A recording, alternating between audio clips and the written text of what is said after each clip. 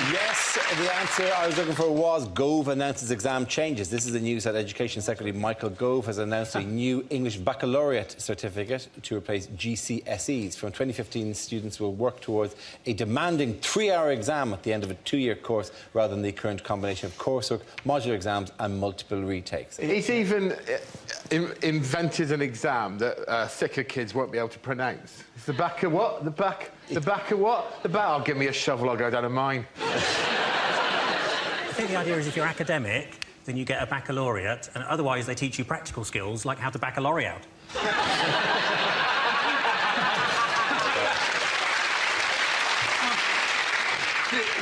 The Tories have assured us that under this system no child will be left behind, but how can we take Tory promises that no child will be left behind seriously when their leader's David Cameron? What's the, do you know what the abbreviation is? It's called EBC. EBAC. It's called the EBAC. EBAC, which is when Yorkshire people make payment over the internet. I thought that was something from Star Wars, isn't that? Yes, it was. Do you know who hated the EBACs? I bet you can't do the impression. Skywalker! Your EBACs will not qualify you to run the Empire now. There's been a lot of debate over, whether grades have been devalued, and I was discussing that recently with my nephew, Professor Timmy. So, hang on, sorry, because it's one of these things that I genuinely am always perplexed about, coming from a different country as I have, with my spices and my silks. Really? To your nation. And there's so many great things about it, except your exams, which are mad. And not that the education, by the way, is great. I'm not saying anything about the education people get here, it's fantastic. But the exams are mad. There are people who, when confronted with an exam paper, just go to pieces completely and forget how to count, and I think it's very unfair that they are marking the papers. There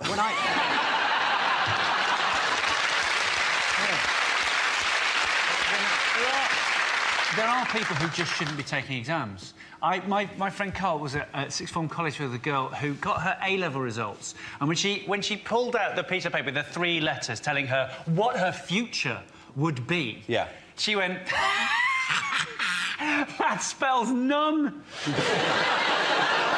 People make an awful lot about the pressure that kids are under, and I suppose they are, but speaking as an ex-teacher, when it comes to exam time, there's far worse pressure on the teachers, because you have to spend sometimes 4 or 5 hours in those halls just walking up and down, and it's a recipe for insanity. I had no choice when I was teaching but to invent a game called Compile. It was just to see who could walk up and down the aisle the campest.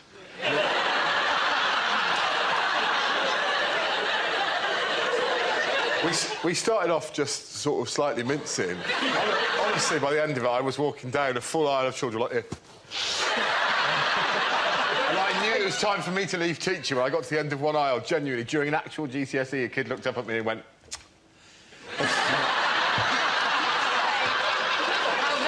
So were you essentially voguing your way? I'm not exaggerating. By the end of it, I was like...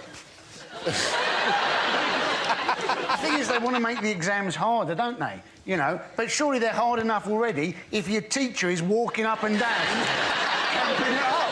Oh, no, I'm still qualified, technically. We'll have to cut this bit out. Really? Is that your safety net? Yeah. Oh, that's really sweet. Do you think anybody, having seen you in betweeners, anybody's ever going to Well, you've always got to trade. I did a gig at the University of Central England, which is in Birmingham. That's what they're trying to hide from you. And as an opening line, I said, UCE! So called because that's a grade it takes to get in. But I had to explain it to them. I'll tell you, I was in an exam when I was at school. My mate, at the back of the hall went... we were all waiting to leave. Someone at the back of the hall went... Meow. And Mr Mearden, the exam invigilator, went... And then someone else went... Meow.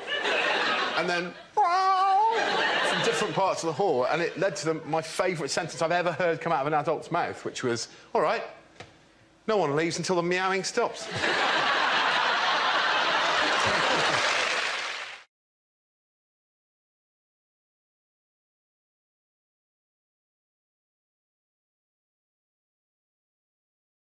OK, here we go. Let's spin the wheel. The first subject is race. Who wants to come on that? I remember that day. The Interracial Arm Wrestling World Championships. I'm a white man.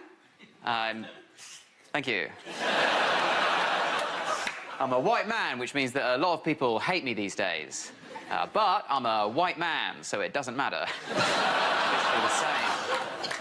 Not just that, I'm a young, white, middle-class, straight man. In the game of life, that is what's called a royal flush. I hit the jackpot, OK? I got lucky as shit, so everyone thinks my life is easy. Everyone thinks I've got it simple, but that's because they don't know my struggle, OK? My day-to-day, the shit I have to deal with on a daily basis. Do you know how often I'm sat in a coffee shop and someone asks me to watch their laptop for them? Just let me live my life! Yes, I am trustworthy, but don't assume that based on my appearance, OK? That is still discrimination. And yes, in this Cafe Nero, surrounded by all these mums, I'm unlikely to steal your Dell computer when I'm clearly already using a MacBook Pro. A superior laptop. But don't get too relaxed. I could just easily steal that Dell and repurpose it as a gift for someone I don't respect. Hard part for me about being those 5 things, that royal flush, is being a comedian. That's the hard part, because you're constantly told art comes from pain, right? To make great art, you've got to experience pain along the way in childhood or whatever, then harness that pain, turn it into art down the line. But I don't know the meaning of the word pain. I've never experienced any true pain. First time I even saw the word pain, I was in a patisserie.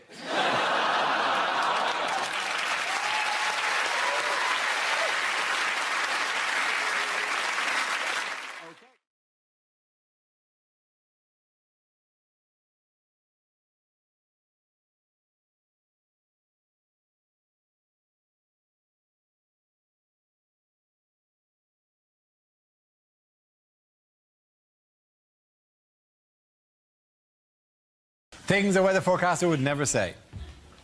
The sun will come out tomorrow.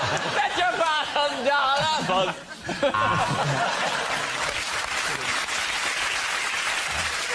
And these are the worst floods since records began, which was last year when all the records were destroyed in that flood.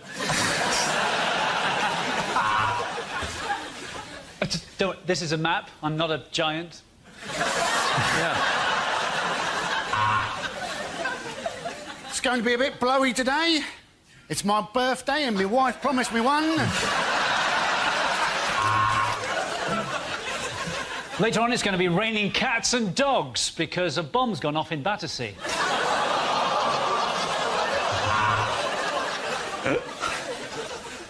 Well, it was cloudy earlier. I think I may have a urine infection.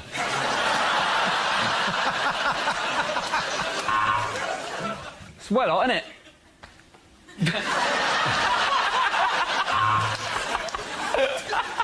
Well, it was a frosty start for some of us this morning, because I came in pissed again and accidentally got in bed with my mother-in-law. Well, you'll be glad to know that scientists have finally explained why we've been enduring this rather long spell of disappointing weather. Apparently, we live in Britain.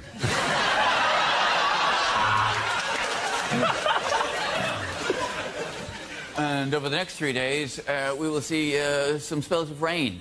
The entrails never lie. Things should be getting a lot cooler. I've just made friends with a black man.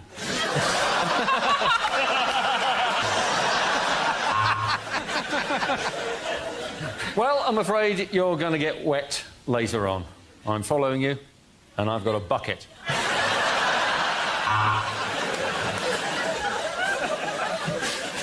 I'm sure the ladies are going to be wearing skimpy bikinis tomorrow. It could reach 90 degrees, which is not bad for a man my age.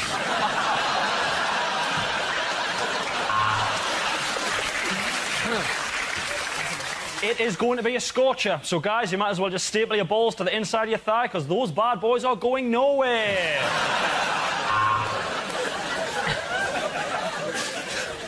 Thank you very much, Dave. Yeah.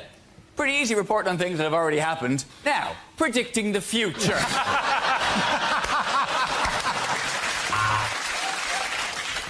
And now the shipping forecast. Dogger, car park, my penis rising slowly. OK, at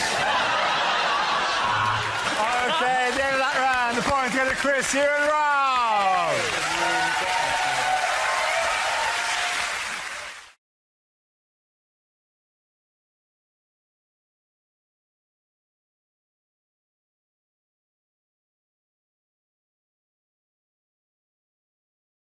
The next topic is things a sports commentator would never say. England have won the World Cup.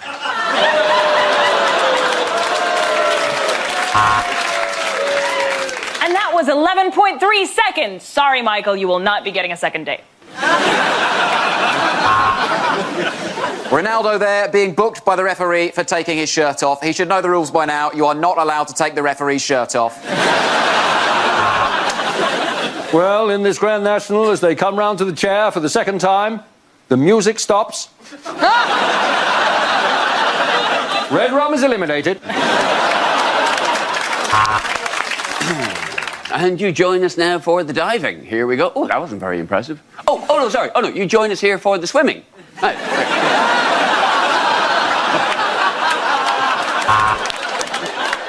Well, I think from here he's going to go for the top right-hand corner, and he does!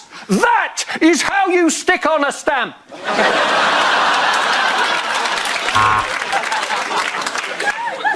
Judges there, all very impressed. A textbook reverse tuck. You're watching RuPaul's Drag Race. Is that Maria Sharapova or Mark the Week's Olga Koch? Yeah.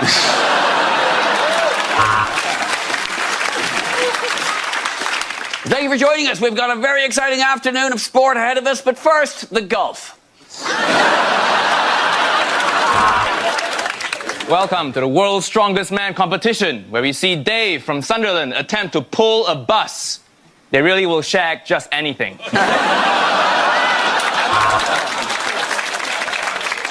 And now time for the gay horses. I mean, dressage. And he has rested the ball there perfectly on the cushion. This really is a lovely new saddle they've made for Lance Armstrong. Well, at the start of the day, I asked if he'd got the bottle. Now he has proved he has got the bottle. That is my bottle. Give me my bottle. Will it be gold? Will it be silver? Will it be bronze? Who knows what colour the Russians' urine test will be? Oh, and here they come, running onto the field, completely naked, wearing nothing but shoes. This is an absolute... Sorry? I'm being informed that horses always look like that. This is my first time doing the Grand National. At the end of that round, the points go to Olga Huon-Reis.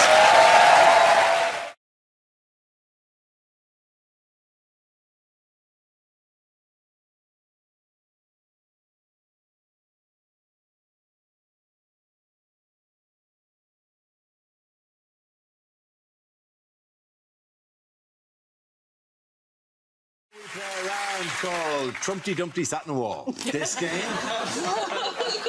involves Angela and Hal. So if you could make your way to the performance area, please. This round's a stand-up challenge. I launched a wheel of news, and wherever it chooses to stop, one of our performers must step forward and talk about that subject. OK, here we go. Let's spin the wheel. This first subject is growing old. Who wants to come in that? Angela. I recently turned 40, and I want to reassure anyone younger, turning 40 is really easy. My friend turned 40 recently. She made a bucket list, right? She said to me, you're going to make a bucket list. And I said, do you know what I hear when I hear bucket list? I hear admin. They're always so ambitious, aren't they? It's like, oh, I want to go to the Taj Mahal, I want to swim with dolphins. The only thing I could think of that I genuinely would want to put on my bucket list is that one day, I'd like to put half a packet of biscuits back in a cupboard.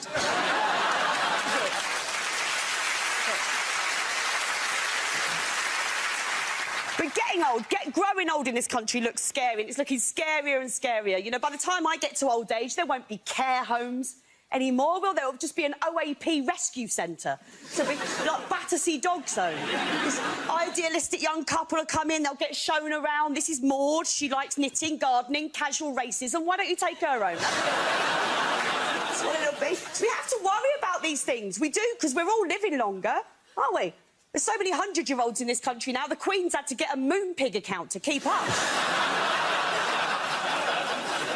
This is my plan for old age. If I get there, right, if I get to my 80s, I am going to spend every single day doing Class A hardcore drugs. Why wouldn't you? Well, you don't have to get up in the morning, do you? Right? You'll never have trouble finding a vein.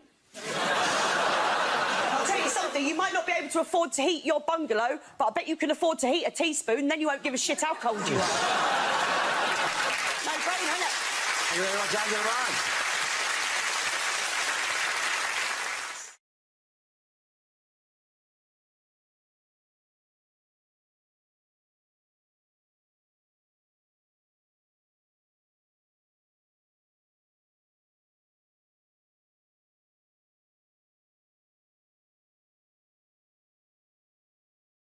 In other news, who is a big hit with Japanese women? Japanese men. No, actually, surprisingly. Is it the gorilla that's really fit? There's a gorilla. Yes, it is. There's a fit gorilla. There's a gorilla who moved from Australia to Japan in 2007 and has attracted a lot of admirers among young Japanese women who describe him as too handsome. He's referred to as an ikemen, which is slang for handsome guy. I've got a slightly creepy story, but let's see, his name's Shabani. I mean, all you need is like a slogan that goes, "Which one of us is really in a cage?" You know, this is another one of them looking, you know. I mean, this is a good-looking gorilla, you know. I dare you to swipe left, write that underneath, and then you're... There's another one of them here, look. He's got some junk in his trunk, doesn't he? Yeah. He's not necessarily sexually attractive, but it would be nice to be held by him. Like, if I had to have sex with an animal, I'd have a flamingo. I'm a leg man. Yeah. You particularly like when one leg is like up underneath the... Yeah, it's a bit saucy, isn't it? Yeah, it's like, on, come and see where my other leg is. Put one leg up. I know where your leg is, don't you worry about that. Marshy. Wet. You ain't got one leg, you slag. Can I just say we're totally objectifying this gorilla, and I'm loving it. It's like he's about to go, yes, Sigourney Weaver was wonderful to work with, yeah. Part of my craft is I'm the weaver of stories, I'm the teller of tales. Kim and points go to Rob, Tiff and Andy!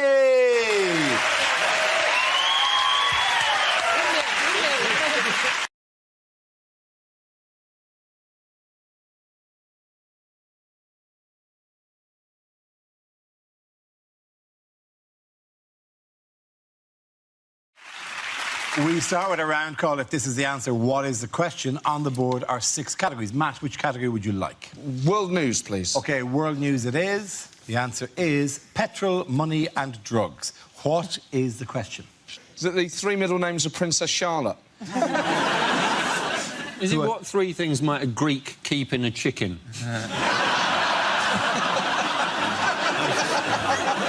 Is it what do gangsters play instead of rock, paper, scissors? Is it what 3 things are keeping Keith Richards alive? Is it what in the sound of music are the Von Trapp's family's real favourite things? What are the 3 characters called on a packet of Colombian Rice Krispies? Is it what 3 things are we being paid in this evening? All together in one big bucket. Yeah. What will the motto be for the Qatar World Cup?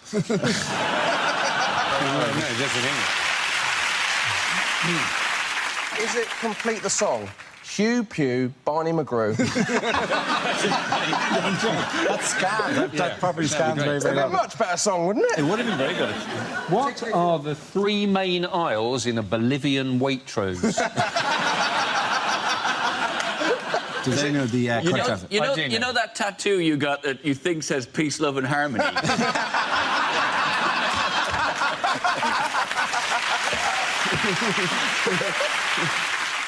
Is it to do with Greece?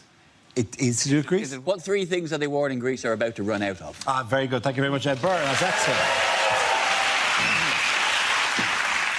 Yes, the question I was looking for is what items are at risk of running out in Greece after Sunday's crucial vote on the EU's bailout terms. This is news as 61% of the Greek population voted against accepting the strict austerity measures proposed by the EU. There's now a real risk that the country will run out of money, fuel and medicine. So what does it all mean for Greece? It's ridiculous now. The whole thing is just going on. It is like a soap opera. And I don't watch the Eurozone crisis now day to day. I wait till Sunday and I watch the omnibus edition.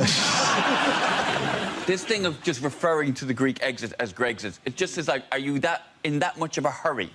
that you couldn't say a third syllable. If the British exit happens, it's going to be called Brexit. It sounds like a cheap form of Lego, or what the Greek Prime Minister does every time he meets Angela Merkel.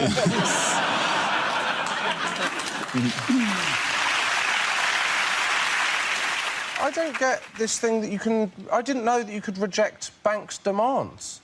If I'd known that, my whole life would have been different. If I'd been able to go to the bank and go, well, I do owe you 10 grand, but I really like my lifestyle.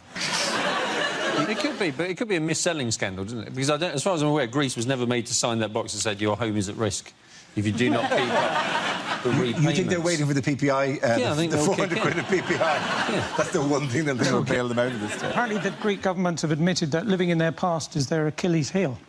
No one was expecting that reaction. No. Oxy, they went. Oxy to that.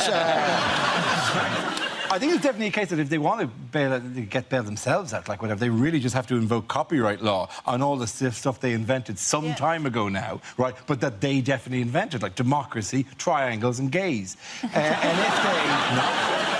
Philosophy as well, the birthplace of philosophy, isn't it? Or was it? Yes. Or, Who knows? Well...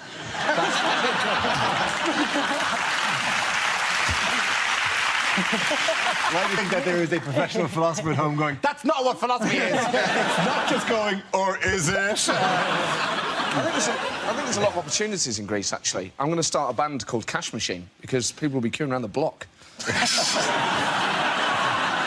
But we've been told if we go on holiday to Greece that we should take lots and lots of money with us. Yes. To rub it in? I think it's to pay your kidnappers. I think there's a ploy behind the telling tourists to bring as much cash with them as they possibly can, because they know there'll be a load of overweight, old British tourists there with massive bum bags of cash round the front. They're basically just sitting human ATM machines. That's all they are. Do muggers line up behind the tourists? One of them goes, no, €60 each. Yeah. There is a limit for mugging these people. That's it.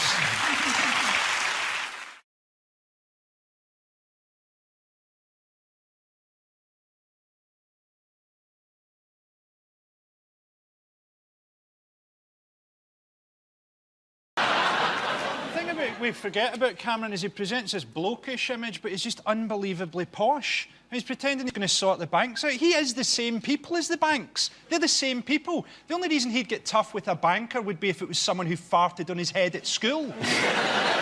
It is the thing I found with Cameron, because Cameron, it's one of the easiest gigs in the world, because all he has to do is shut up, and because Brown is clearly on his way out, so all Cameron has to do, basically, to get elected is not answer any questions. But he hasn't, and all he does is, people say, well, what do you do? And he say, well, I'll tell you what we won't do. I'll tell you what we won't do. Everything. And this is a job interview. How irritating does that get in a job interview if somebody just, like, if you had a guy around to your house, a builder, to fix a hole in the roof, and you said, well, there's the hole, what do you do? I'll tell you what I won't do. I won't fix that with cheese. That's what I won't do. If you were interviewing a nanny, how irritating would that be if you said to a nanny, well, what would you do with that child?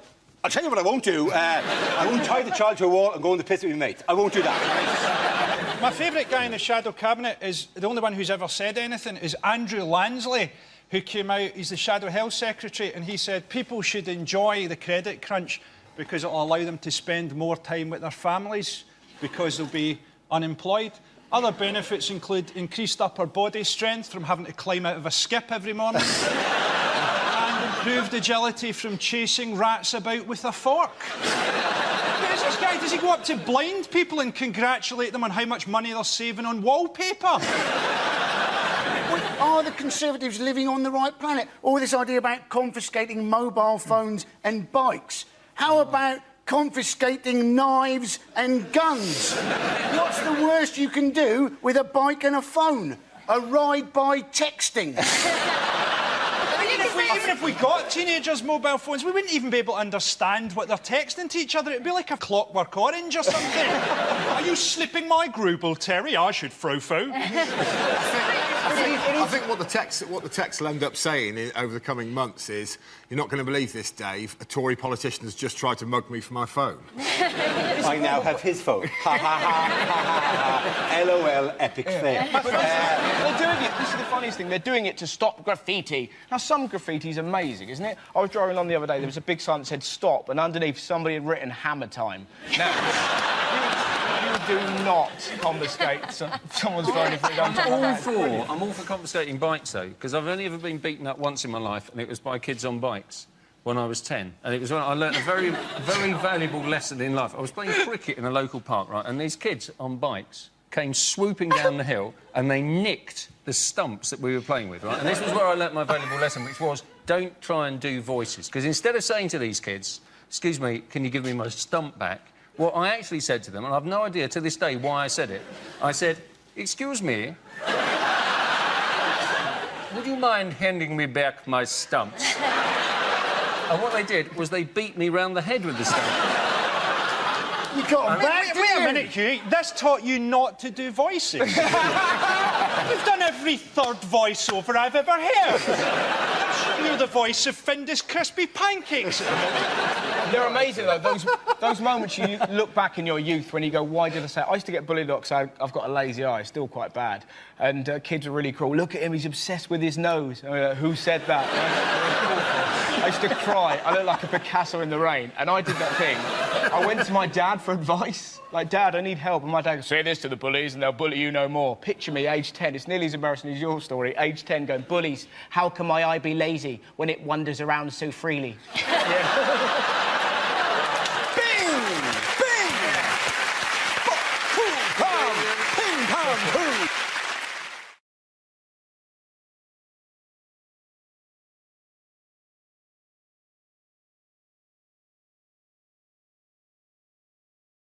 First topic is health. I had to have my penis looked at. By a doctor. I didn't just wake up one morning and go, oh, more people should be looking at this, quite frankly. I used to spend an hour a day at my bedroom window with it pressed up against the glass. It was a scary experience having to go to the doctors. I thought I should build up the courage to get down there and have it looked at. Well, I went in there, my courage flew out the window like a little bird. Because as soon as I went in there, I found out that the doctor who I had an appointment with was a lady doctor. Now, I obviously don't have a problem with ladies being doctors. In fact, give them the vote, that's what I say.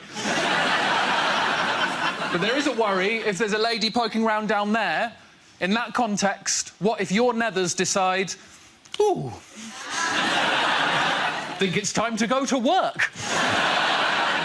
Luckily, then, I remembered I'm not an Alsatian whose lipstick pops out at the slightest whiff of an undercarriage. I needn't have worried because she was a good doctor, she was a great doctor. She put me at ease straight away using one word. This is what she said. She said, OK, Mr Gamble, just go behind that curtain there and pop it out for me. There's the word pop. Now, pop is a lovely word. As soon as I heard that word, I knew everything was going to be fine because she was not expecting anything big in that area at all. Because the word pop is reserved for very small things. No one has ever said, come in, help me, pop the elephant in the van, have they? So I was relaxed. Better than me going in there and her saying, OK, just heave yourself out your trousers for me. Just haul yourself out the front of your trews. Just swing yourself over in my direction. Maybe I can bring out this Shire horse and he can drag your junk over towards my workstation. Or open this corner cupboard and bring out a team of pantomime dwarves who can shoulder your meat and waddle it over towards me like pallbearers at a weird circus cock funeral. Thank you. OK, that leaves us with Rob. Let's see what we've been left with for a topic. Let's spin the wheel. And the topic is growing up. Yeah, I've had a big year. I've been growing up, got married. Yeah. And I live with her as well. We're doing nice. I like it. It's exciting. She's pretty happy about the marriage, though. She's got a passport now, so. But it's weird though. Like when you're getting, like, you grow up and you get like your friends all getting couples and stuff like that. They always go like, "Why don't we do come dine with me?" No. If we're going to do a television programme, let's do Total Wipeout. It's much more fun, isn't it? I don't want to just cook more. And it's weird, though, because my mum did different things when she was growing up. She used to do Tupperware parties. And these don't exist. This is where groups of grown women used to buy and sell lumps of plastic. What kind of night in's that? And, like, the only thing that ever got bought at a Tupperware party was a big bowl, going to be used for salads in the summer, just turned into the house sick bowl. Everyone's got one of these horrible bowls in their house. It's a bowl you keep in your house that every member of your family's been sick in at least once. What kind of life's that for the bowl? He's at the Tupperware party, I'm a big bowl, going to see some salads in my time. No, mate, sick forever. The thing is, as well, like, I used to come home from the pub, not even going to be sick, just a bit pissed. And Mum goes, get in the sick bowl, you need the sick bowl. Get it. Oh, I don't need the sick bowl, Mum. But I get the bowl, I look in it, get flashbacks, I'm sick everywhere. There's been 3 generations of sick in that bowl. It's the closest thing we've got to an heirloom. Well done, very good. Well done, both of you. Points for both Rob and Ed.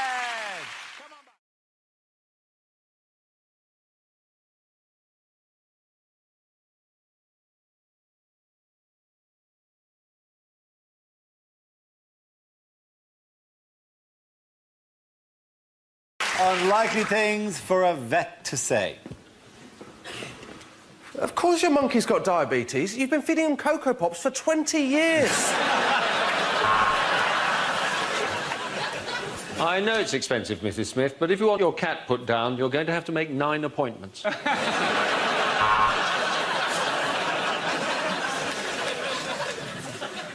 No, I'm afraid Timmy won't be coming out of hibernation soon, and that's because he's not actually a tortoise, he's a Freybentos pie.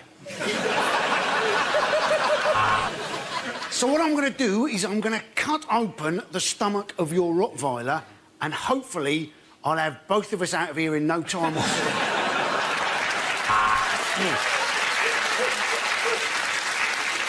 Oh, if only they could talk, I'd be in prison.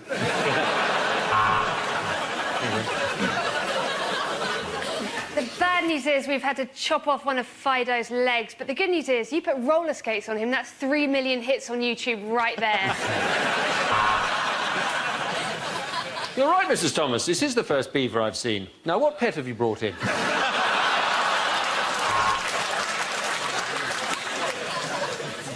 The good news is your snake has survived. The bad news is he's never going to walk again.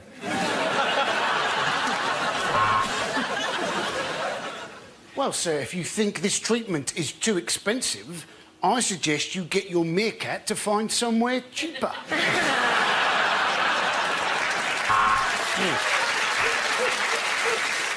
Well, yes, your horse is a little bit overweight, but it's nothing to worry about. Oh, it's a dog.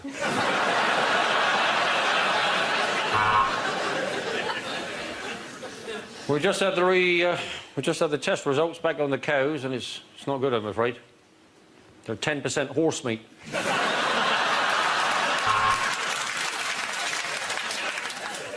I'm afraid it's dead, Mr. Forsyth, but I would say maybe you shouldn't have kept it on your head for so long.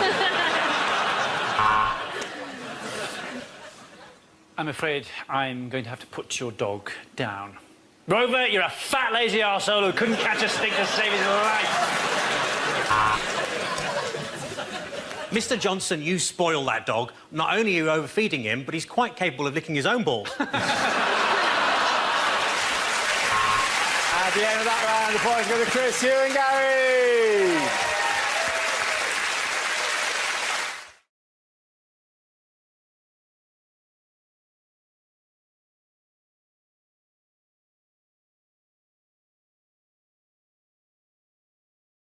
The next topic is things you won't hear your Satnav say. Don't be angry, but while you were getting petrol, I shagged your iPod.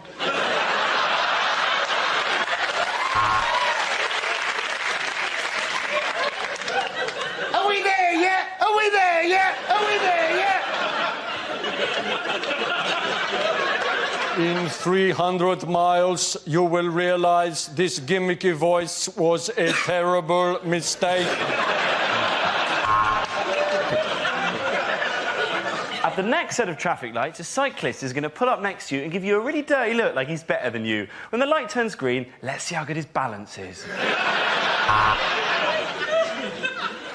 Turn right at the next junction for a bloody good dogging site. I'll tell you what, darling, how about you get out of the car and let your husband park?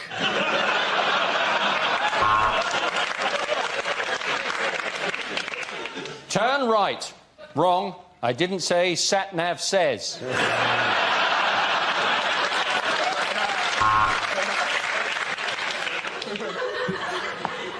Welcome to Joburg. Lock the doors, put on your bulletproof vest, and don't leave me here. If you go away and leave me here, I won't be here when you come back.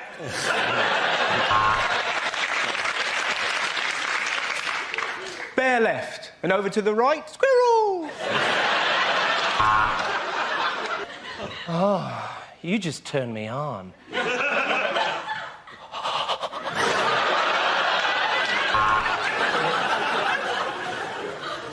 Hold on, I've got the map upside down.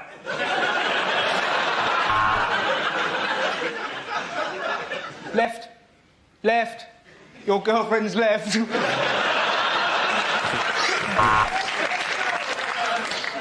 Next dinner party, you drink and I'll drive.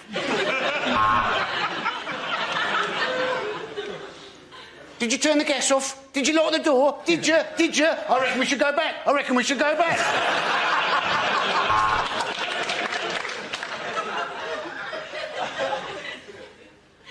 Where the fuck are we?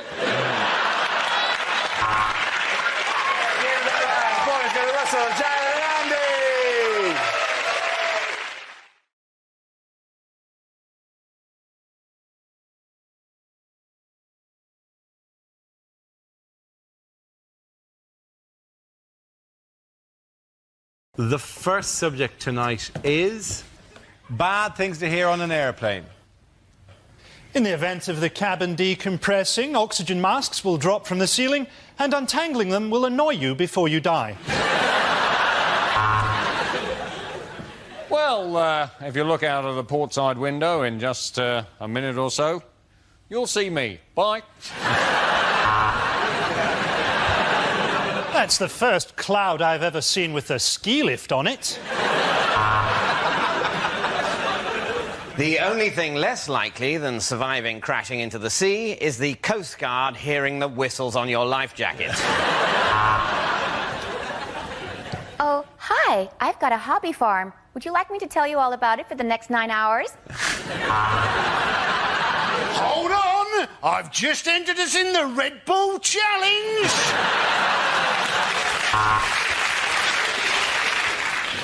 Will the fat people please move to the back of the plane? This is a no-smoking flight, although do feel free to join me in the cockpit when we've opened a window. Punch it, Chewie.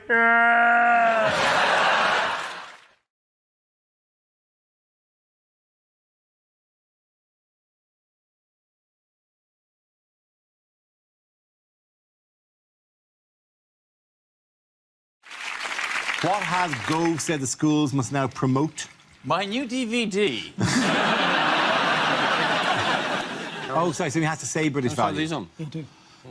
What has Gove said schools must promote? His new DVD. Yeah. Say that again, sorry, say that again. His new DVD. No, no, not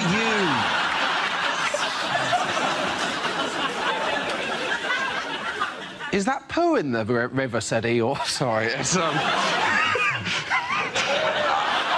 We know where it's going.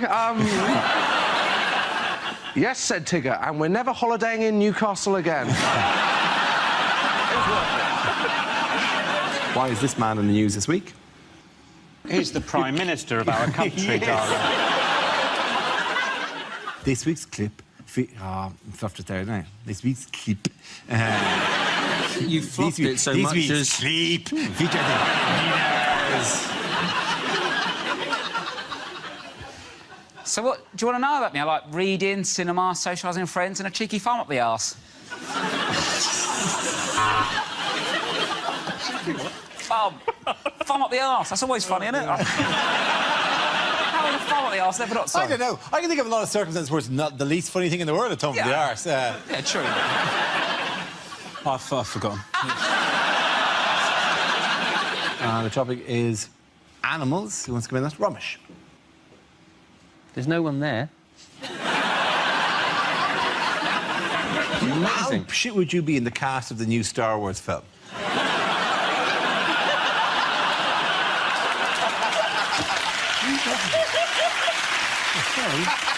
This is a picture of David Cameron lobbying European leaders to block the appointment of former Luxembourg PM Jean-Claude Juncker as the new president of the European Commission. Oh, I fucked it up again. It's the Juncker, isn't it? Fuck him and his stupid name. Apparently, the cabinet now is more Eurosceptic. But imagine thinking that Europe doesn't actually exist.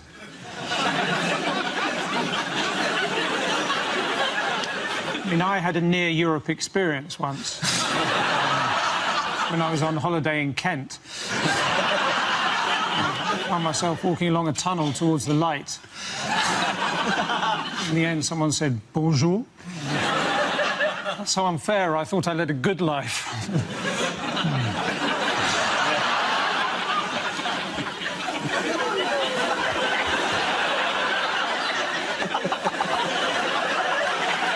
You're never quite sure which week Milton is actually mocking, are you?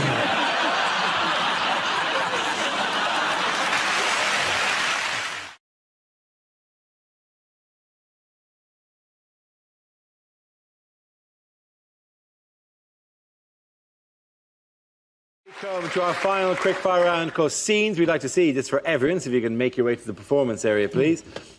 I caught ideas for scenarios we'd love to see, and performers came with their suggestions. OK, here we go. The first subject is rejected questions from this year's exams. What colour does a Smurf go when we choke it? Translate the following into German. 2 World Wars and 1 World Cup. Doo-dah, doo-dah. How many pepperami big boys could you feed to Victoria Beckham through a tube before she became visible to the human eye? What is the name of the force that pulls objects towards the centre of the Earth? Is it A, gravity, or B, magic? Katie Price is supposedly worth £8.5 million and has got a thriving TV career. Explain.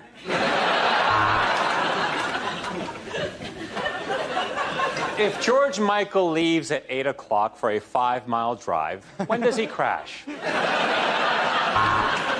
There are 6 lines of equal length. How long will Kerry Katona be in the bathroom?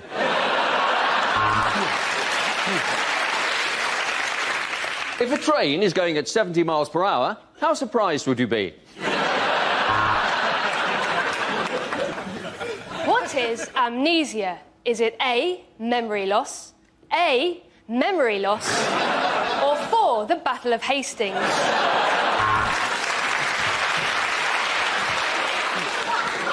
If Sally buys 3 oranges and 2 apples, how far south of Scotland is she?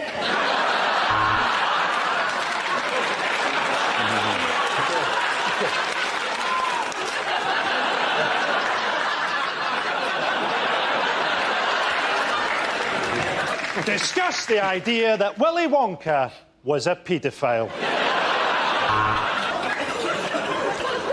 What is amnesia? Is it A, memory loss,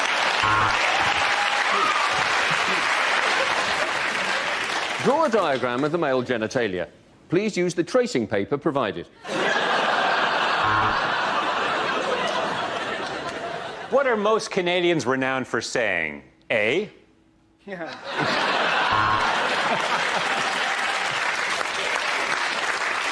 English. Is standards declining? Hitler, Pol Pot, Genghis Khan. Shag, marry or kill? There's a wedding where Jane invites 20 guests and her partner Helen invites 40 guests. How angry is God? The next topic is unlikely things to hear on a TV business show. Well, the footsie has had its best day since March. It went shopping, had lunch with friends and took in a show before shagging a complete stranger it met in a bar. Our invention lets you know whether or not a girl fancies you. We call it beer.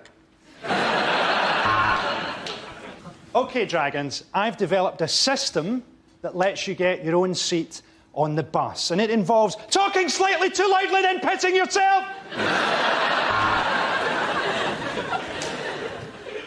This morning, I'm asking for £500,000.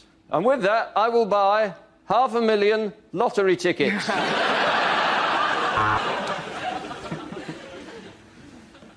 Good evening, Dragon. Oh, jeez, what the hell is that? That's Evan Davis, the host? I'm out. OK, we may have lost some money promoting Michael Jackson 02, but let's face it, I've just signed a deal for the new Oasis tour. Hello and welcome to Working Lunch, a show for people who are so good at business they're sat at home watching the TV in the middle of the fucking day. Dragons, I have 3 words for you. Reggae, reggae condoms. The last task was easy, and yet you cocked it up. I only asked you to blow the bloody doors up.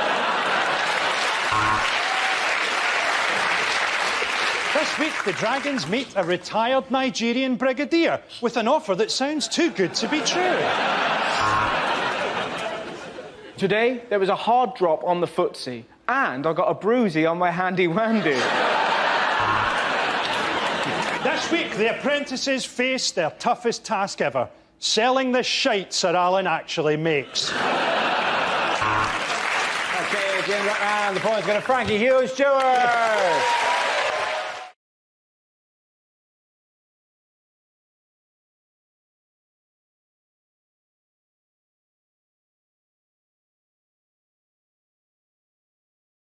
Things you never hear at Christmas. Yeah, I'll be chauffeuring Eamon all through December. That's right, I'm driving homes for Christmas. Yes, that's right. It is plum pudding. And from my voice, you can probably work out whose plums are used.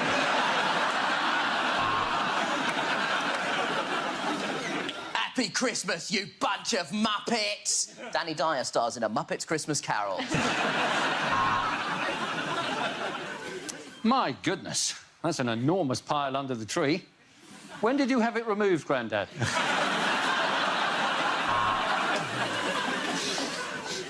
Oh, we're under the mistletoe. I think you know what that means. I've locked us outside again, haven't I?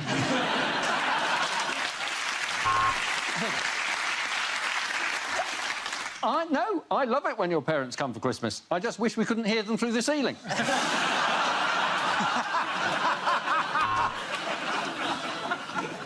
I can't believe there's this many needles under the tree already. We're really going to have to talk to Grandma about her heroin habit. Wow, ABBA's greatest hits. Oh, no. It's a video of assassinations by PLO leader Mahmoud Abbas.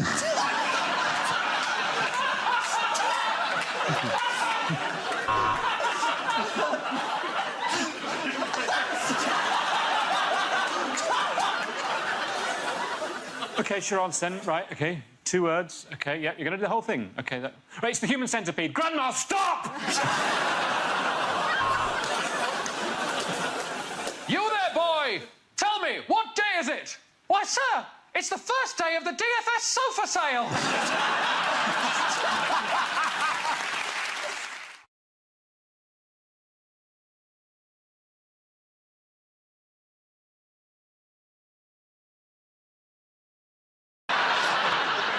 What did David Cameron announce on Father's Day? He announced that he wanted people to stigmatise runaway fathers in the same way that we stigmatise drunk drivers. Yes. He said that the best gift his dad ever gave him was optimism. Well, I was a pretty disappointed Christmas. In the Cameron household. Was it? Not optimism. I said Optimus Prime. Transformer, Dad. It was the timeliness of it, like, on Father's Day. Is this going to be like, is every major, you know, Hallmark card anniversary, is he going to announce another Halloween, my new policy, no tricks, just treats? He did say, though, didn't he? He said, basically, his father getting up early and then coming back very late at night, having done a hard day's work, was basically made a profound impression on him. And you're thinking, if you had a little David Cameron, wouldn't you spend a lot of time outside in the car smoking, waiting for his bedroom light to go off? Who says, like, that the women want them back in the first place? Has anyone even considered that? It's bad enough being in a long-term relationship. I mean, it's miserable. Yeah, honestly, I know what I'm talking about. I have kids. It's awful. And you know, kids just want some peace sometimes, because me and my ex, we were together a long time. We used to argue all the time. And for a long time, I was like, but if I leave him, he might go out there and meet somebody else and actually be happy. And so I stayed out of spite. It was an unfair attack by David Cameron, really. I mean, he just stigmatised the whole group. Just because you father a child out of wedlock, you run away, take no responsibility for that child and never see them, does not mean that you're not Mayor of London. There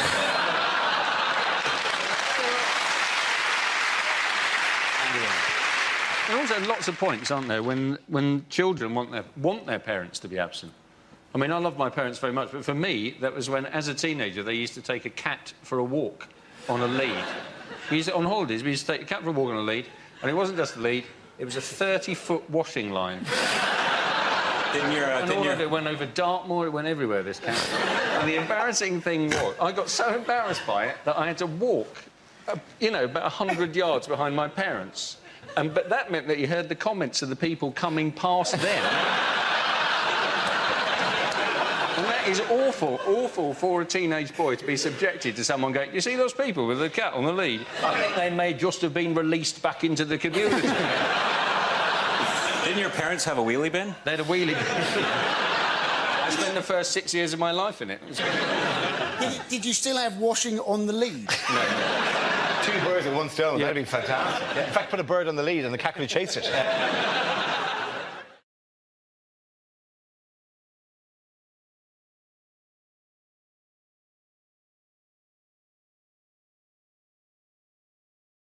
We start with a round call. If this is the answer, what is the question? On the board are 6 categories. Matt, which category would you like? World news, please. OK, world news it is. The answer is petrol, money and drugs. What is the question? Is it the 3 middle names of Princess Charlotte? Is it what 3 things might a Greek keep in a chicken?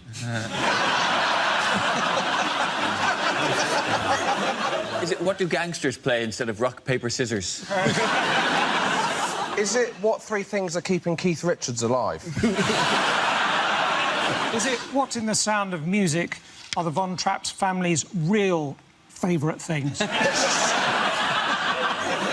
What are the 3 characters called on a packet of Colombian Rice Krispies? Is it what 3 things are we being paid in this evening? All together in one big bucket. Yeah. What will the motto be for the Qatar World Cup?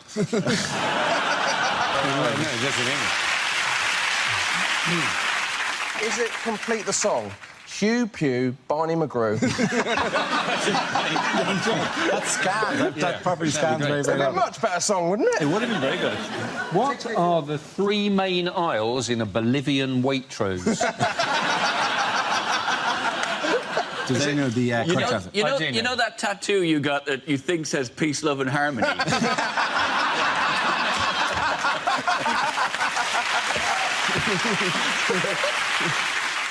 Is it to do with Greece? It is to do with Greece. Is it what 3 things that they wore in Greece are about to run out of? Ah, very good. Thank you very much, Ed Burr. That's excellent. Yes, the question I was looking for is what items are at risk of running out in Greece after Sunday's crucial vote on the EU's bailout terms. This is news as 61% of the Greek population voted against accepting the strict austerity measures proposed by the EU. There's now a real risk that the country will run out of money, fuel and medicine. So what does it all mean for Greece? It's ridiculous now. The whole thing is just going on. It is like a soap opera. And I don't watch the Eurozone crisis now day to day. I wait till Sunday and I watch the omnibus edition. This thing of just referring to the Greek exit as Grexit, it just is like, are you in that much of a hurry that you couldn't say a third syllable? If the British exit happens, it's going to be called Brexit. It sounds like a cheap form of Lego, or what the Greek Prime Minister does every time he meets Angela Merkel.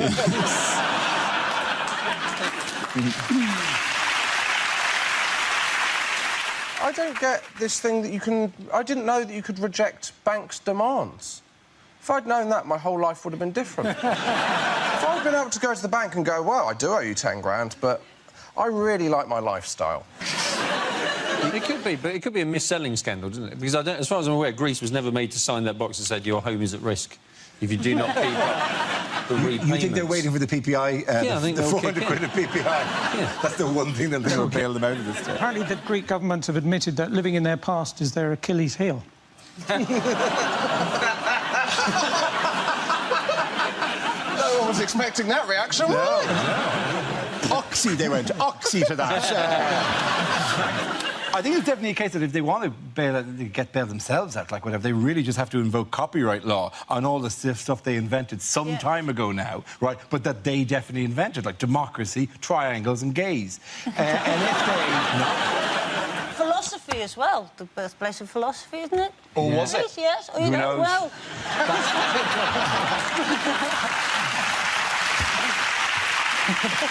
Why do you think that there is a professional philosopher at home going, that's not what philosophy is? It's not just going, or is it? I think there's a lot of opportunities in Greece, actually. I'm going to start a band called Cash Machine, because people will be queuing around the block.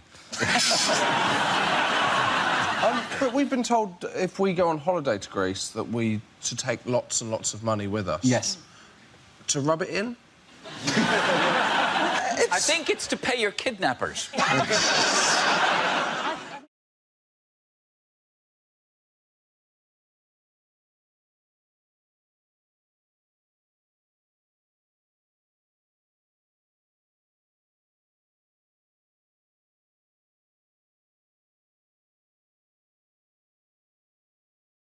Now we come to scenes we'd like to see. So if everyone can make their way over to the performance area, I'll read out this week's topics and then we'll see what our panellists can come up with. OK, here we go. The first subject is things you wouldn't hear on a survival show. This is the most terrifying animal you can see in the wild. It has the body of Posh Spice.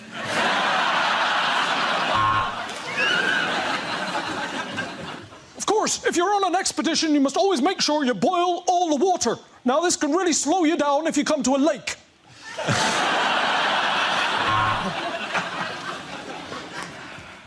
It's been 17 days since my last proper meal, and I am beach body ready, bitches. Bear, are you related to George Foreman grills?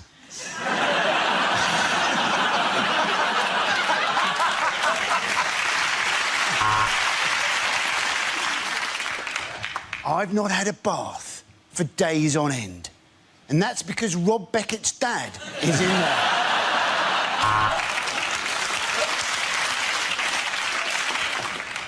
There is barely any water here, so we've been collecting our urine. But this morning, some of it was gone, and that is taking the piss.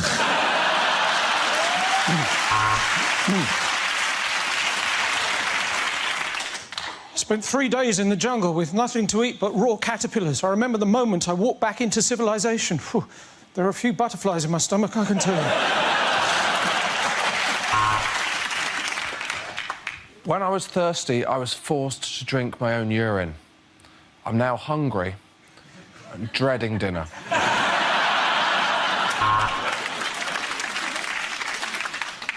And when you're in the wild, you've got to remember what you learn at Scouts. Don't tell anyone our little secret.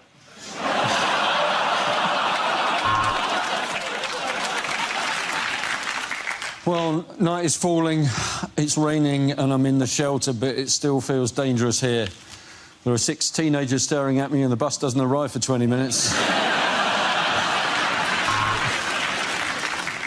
If you suddenly see a bear extremely close to you, the best thing to do, stand stock still. Pull down your trousers and just let it have sex with you.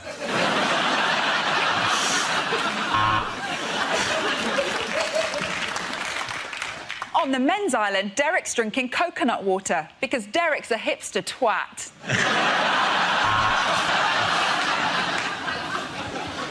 After 3 months totally alone on the island, it's amazing that John hasn't gone mad. Isn't that right, John? Yeah, it is, yeah.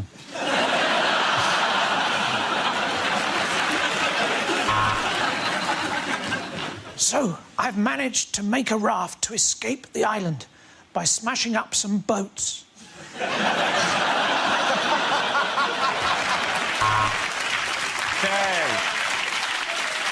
The next topic is unlikely things to hear over at Tannoy. Ladies and gentlemen, good afternoon and welcome to Waitrose, you smug, rich pricks. This is not a drill. I repeat, this is not a drill. Would somebody please go to the power tools aisle and get me a drill? If you see an unattended bag, please don't report it. Remember, you're in world of luggage.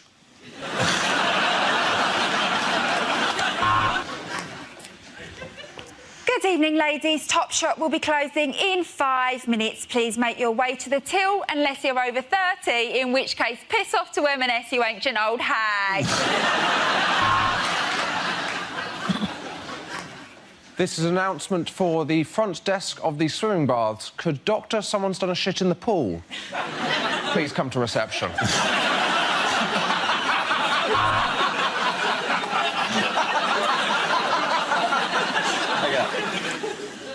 Would the couple having sex in aisle 2 please stop? Spillage in aisle 2.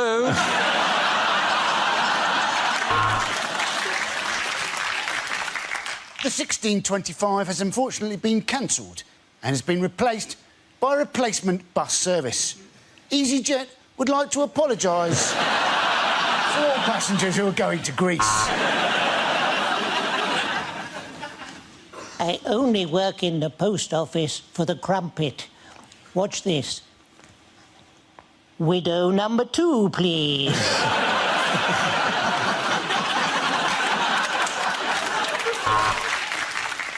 In tonight's performance of Chitty Chitty Bang Bang, the part of the child catcher will be played by a 1970s TV presenter.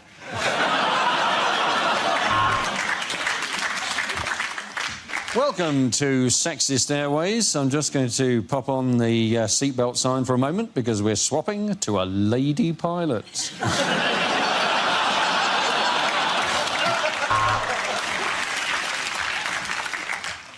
We are now coming into land in Russia, where the local time is 1956.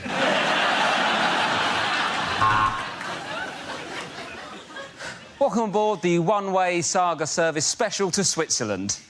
Just trying to have a laugh.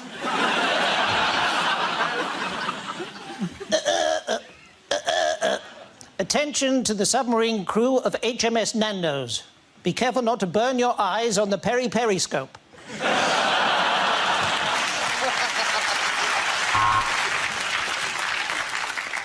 Lost children can be found at the Lost Children tent. If they're not claimed by the end of the day, they will be destroyed.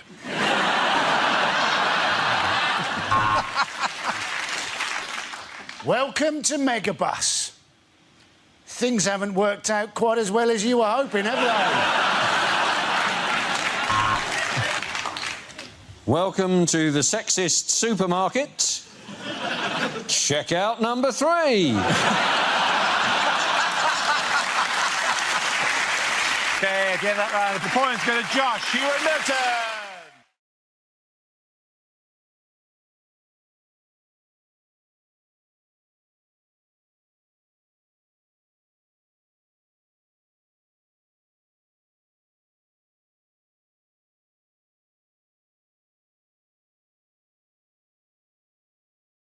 Our next round is called If This Is the Answer, What Is the Question? On the board are 6 categories. Rod, which category would you like?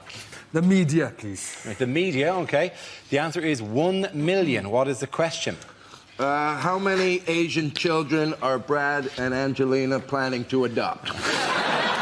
Is it, how many times could I punch Adrian Chiles in the face without making him uglier? Is it in a poll of 1 million people? How many people hate Cristiano Ronaldo? Is it... Yes, clearly neither he nor his mother were in the poll then. No. Is it how many men will take their kids to watch Harry Potter this week simply to see how Hermione's getting along?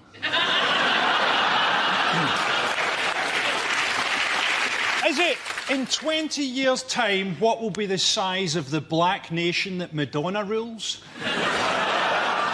Is it, how many nectar points do you need to get a set of tumblers? How much of the money that Amy Winehouse made from the song Tried to Make Me Go to Rehab has she spent on rehab? Is it by what percentage would the situation in the Middle East be improved if we gave George Bush to the Taliban?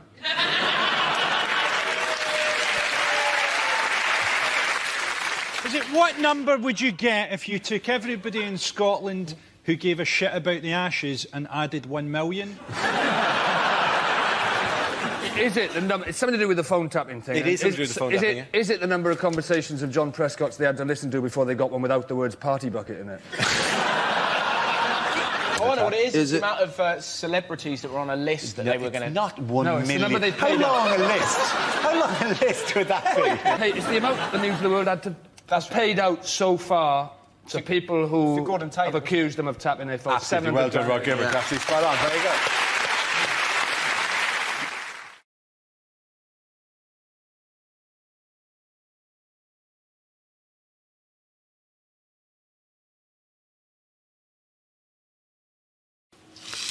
Things you wouldn't hear on a fitness DVD.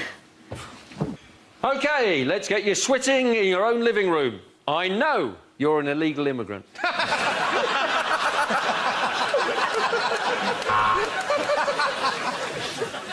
Today we're going to work on our 3 problem areas. That's bums, tums and Afghanistan. Do you want rock-hard buns? Then you need to get to Greg's at around 5 o'clock in the afternoon.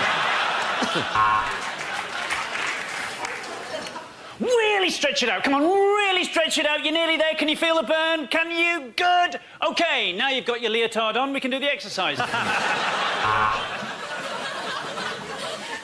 So that's 3 minutes in, and it's time to wave goodbye to our American viewers.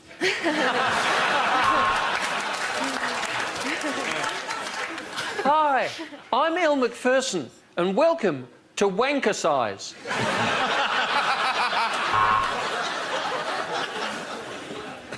Hello and welcome to Get Thin on Heroin. I got rid of all the extra weight I had when I was pregnant just by leaving him on a stranger's doorstep.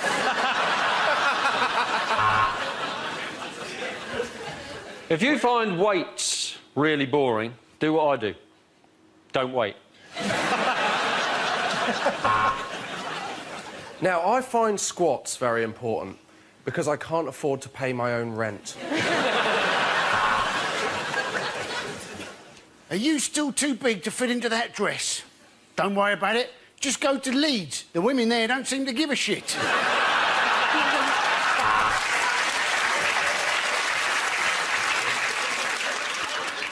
And now I can completely fit into the bikini. Of course, sometimes my cock flops out, but...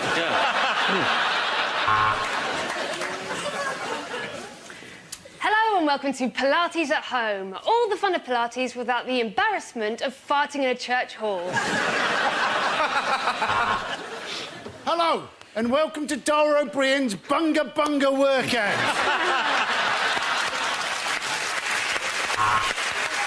What did you do?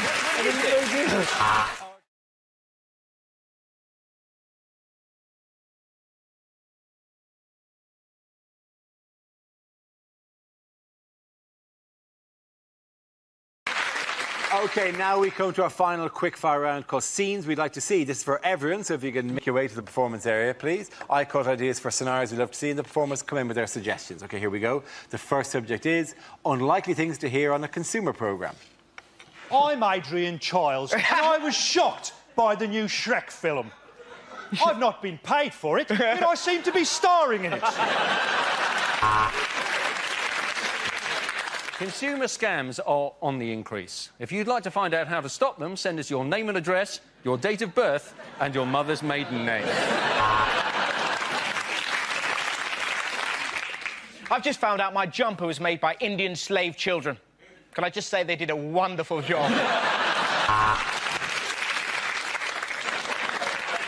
Next, we speak to Barbara, who was devastated when she bought Daniel Bedingfield tickets that turned out to be genuine.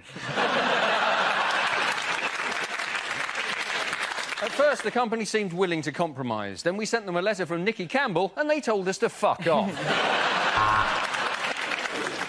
I won't be on this show next week because I'm going off to Nigeria to pick up my lottery winnings. Last week, we said that we were going to expose London's security scene. This week, we say, there's been a misunderstanding. Could I please have my kids back? On closer inspection, Mrs. Wilkins, your hamster's jacuzzi would appear to be a food blender. Hi, I'm Nicky Campbell, and I've been ploughing through the usual 5 sacks of hate mail to find this letter complaining about washing powder. Today, as I stand before you penniless in the last clothes I own, we ask, is divorce biased in favour of the greedy bitch who left me? We got there, the weather were crap, the food were crap, the locals were racist. What a bloody brilliant holiday! Of the half-dozen condoms we tested, all but 2 burst in my stomach.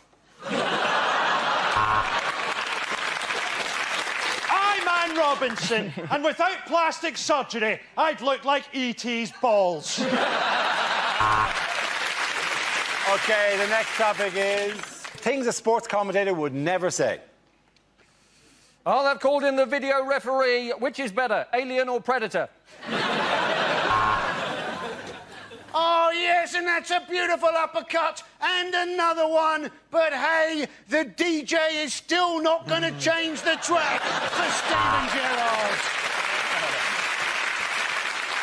Jimmy White holding up the cue there as he collapses at the Telenoid bins. Welcome to Robot Wars. Cruncher, ready! Stephen Hawkins, ready.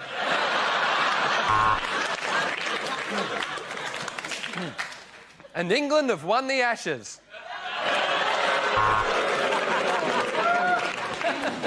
It's the women's 100 metres final, and from left to right, it's no, no, yes, maybe, from behind.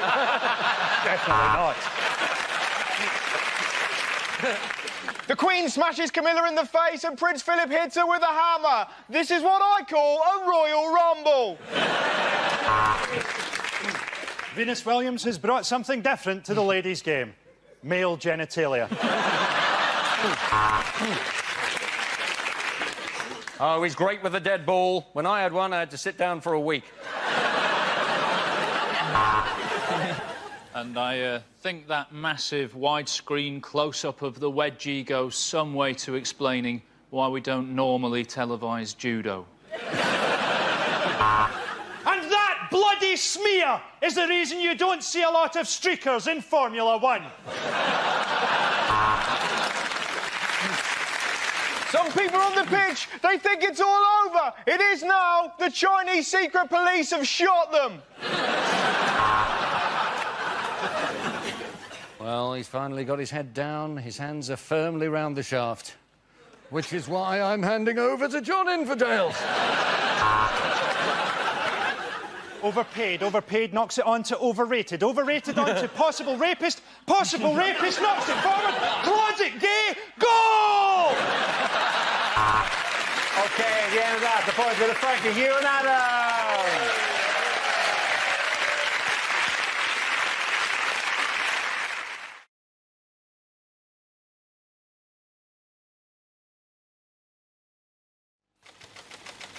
First subject is language. Who wants to come in with that?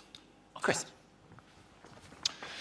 Language, apparently, was developed by humans to help them during hunting. That's what people will tell you. I don't buy that. I think language is more likely to have developed spontaneously, probably between a cave couple who were just furious with each other, incandescent with rage, but completely incapable of expressing their emotion, just standing opposite each other in the cave mouth, going until something had to give. And one of them finally snapped and went, "You prick!" And they all went, "Oh, it's all coming out now, isn't it?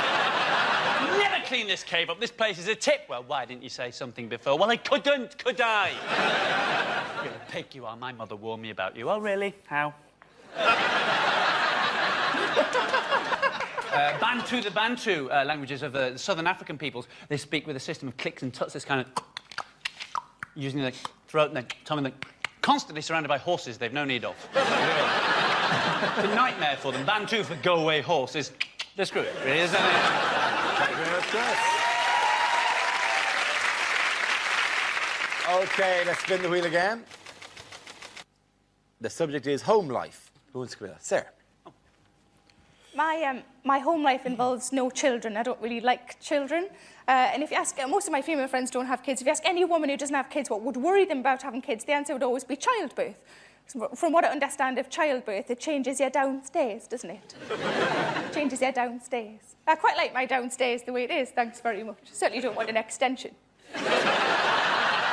But it's bound to change, though, isn't it? Because you're forcing a person out. That's what you're doing. You're forcing a person out. I've never forced a person out. I forced a couple in. But I was in a shop recently, and this little boy came running over to me, put his hand in mine and shouted, "Mammy!" And I thought, oh, sometimes forget me keys, but I think I'd remember that. And then his dad came over, and I thought, I wonder if this is the best chat-up line ever. And his dad's going to go, "No, no, that's not your mammy. Remember, your mammy left us because my willy's too big."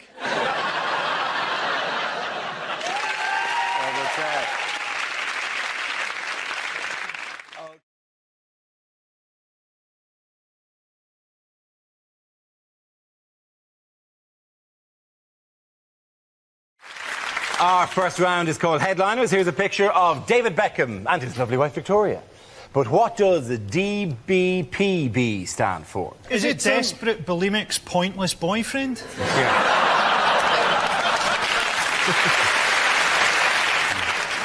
Does Beckham piss banknotes? That would be a fantastic act. Of course, you'd need a question mark, really, but it's just a game. Yeah. Is it dabbles behind Posh's back? Or is it just didn't bother packing Brooklyn?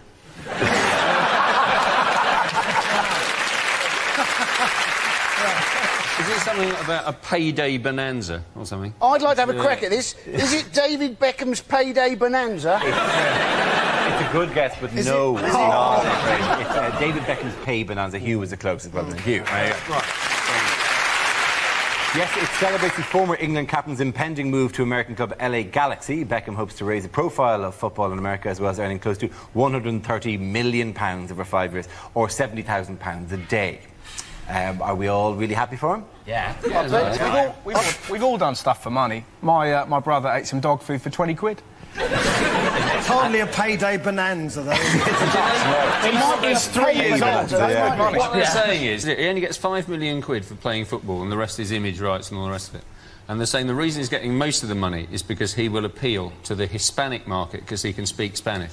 He can barely speak English. The best thing about this, though, it just gives, like, old people an opportunity to wax lyrical about the old footballers. Like, my granddad was brilliant, like, and he always invents players, I'm sure of it, but he was there the other day just kind of go, David Beckham, he's bloody... I tell you what, never as good as Will Flangleberry. Will Flangleberry, he was so good, he scored 81 goals in a game. So poor, he lived in a kettle. He used to eat nothing but gravel, and he was still better than bloody Beckham. You're just trying to win the argument. Is there an element that this entire story just proves once and for all that this country hates success? Exactly. You cannot handle somebody having a perfectly nice retirement gift of 130. We hate successful morons. We really like successful people who develop cures for diseases and stuff like that. That's great. So if the story was Stephen Hawking signs for LA Galaxy for 130... a shame, though, because, like, really good players, like, you know, Paul Scholes is probably going to end up fighting pigs for a living when he's old. Do you know what I mean? I watched that. With Stephen How Hawking, is that possible? But he'll have no money, do you know what I mean? Or someone... Why are we under pressure just because Paul Scholes is quiet that he's frittered all his cash away on Findus crispy On pig pancakes or belts, something? Apparently he's spent it all desperately trying to find a cure for gingerness. There's not enough money in the world. It's called Scholes' Folly. This entire research project here, which is just there to cure Scholes' gingerness. It's vulgar. It's not just a lot of money. It's nearly 130 million. Plus, the season doesn't start till April, so until then he can claim unemployment benefit. I'm not jealous of all of Beckham's money. He has still got to listen to her singing in the bath. And I'm thinking, I bet Tom Cruise and Katie Holmes are regretting say, come and stay. They weren't expecting 5 years, were they? Why is Tom Cruise befriending him? That's what we've got to ask ourselves. He wants to get him into the movies. Why would someone who's a Scientologist, who's in a religious cult, want to befriend a rich, gullible idiot?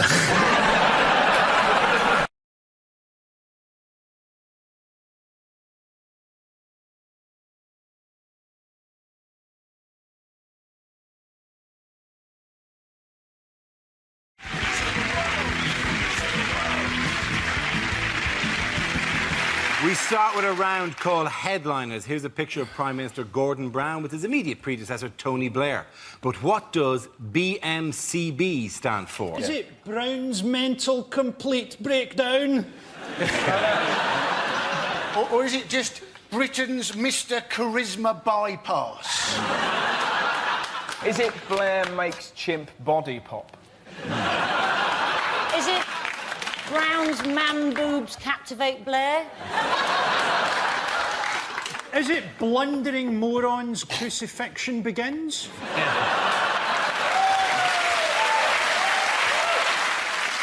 And is it just bollocks, my career's buggered? Sometimes that's all satire needs to be. If you look like uncles dancing at a wedding, I would go with British men can't boogie. Yes. or is it... I've still got it! I've still got it! You show them. You show them. It could be Blair might come back. Oh! Very serious. There's an interesting reaction. That came from a dark place, didn't it? Somebody over there was sharpening a scythe. OK, I'm going to steer you towards the correct answer. I think it's Blair. Blair's memo criticises Brown. I'll accept that as an answer. Well done. You'll accept it. Is it the right answer or not? But what does BGMC stand for? Is it British Gas Managers Celebrate? Is it British Games Much Crapper? Is it bottled gas meets cigarette? I know this one, actually. It's Barry George, Merry Christmas. Is it bullshit generated on a Mac computer? Is it? Do you think that's how they did it? It's all Photoshop. That's why they had so many people dancing. They just did one of them and then did Control-V, Control-V, Control-V, Control-V, Control-V, It was an empty stadium with just George Bush. Is it... I've got one. Is it Bob Geldof meets Christ? Are you sure it's not barbecue's gone massively cockeyed? Surely it was in a Chinese paper. It's actually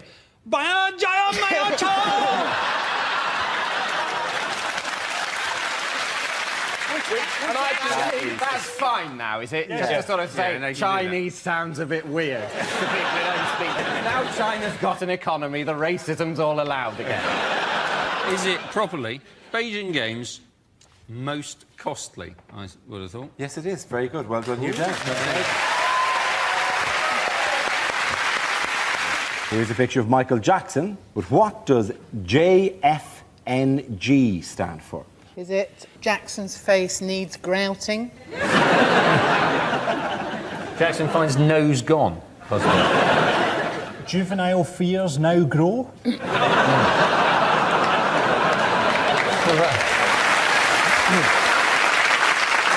Jury found in Neverland Garden. Jackson found near Grimsby. He's starting a new life. Starting a new life in Grimsby, or Grimethorpe, possibly, where he decided to join the colliery band. Because he likes being near miners.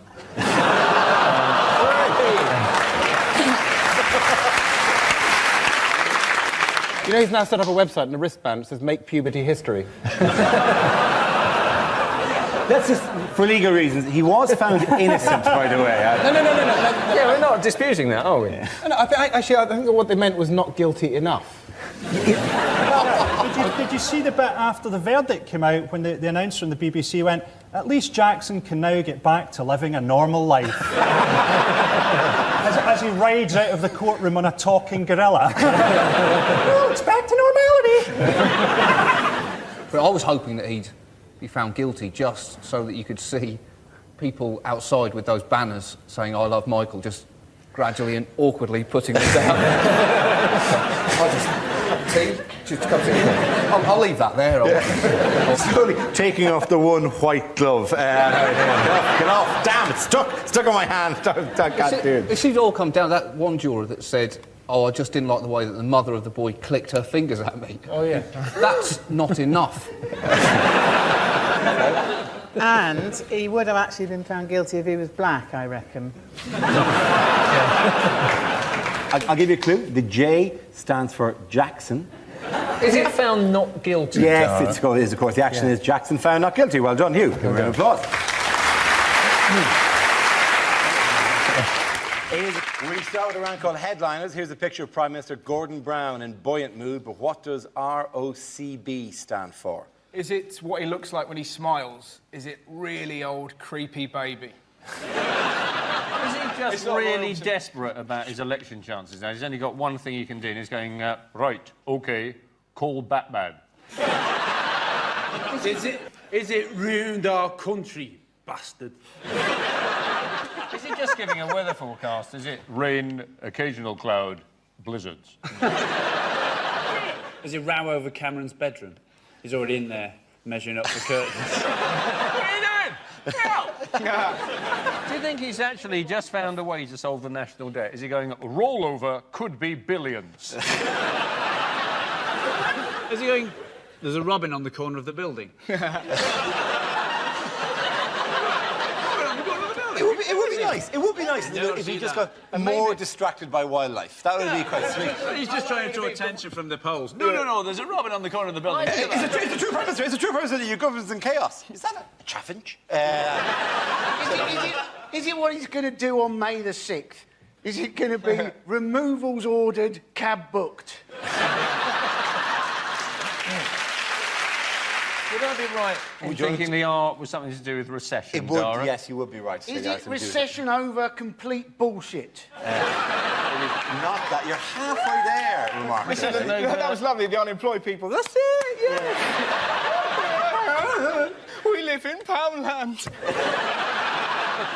Is it recession over confirms Brown? That's absolutely correct. Yeah. Well done. He always does it like that. First round is called Headliners. Here's a picture of some cattle enjoying the British countryside in happier times.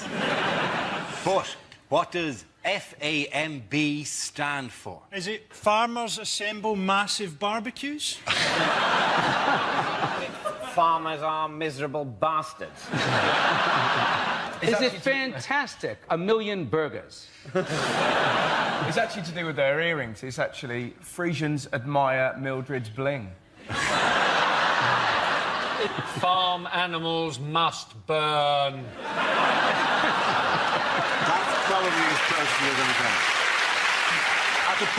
At the point of seeing too literally minded, with somebody like to tell me the answer actually isn't. And here's a clue: FAM probably stands for foot and mouth. Foot and mouth back. Absolutely right. Well done, Hugh. Congratulations. There you go. Very good.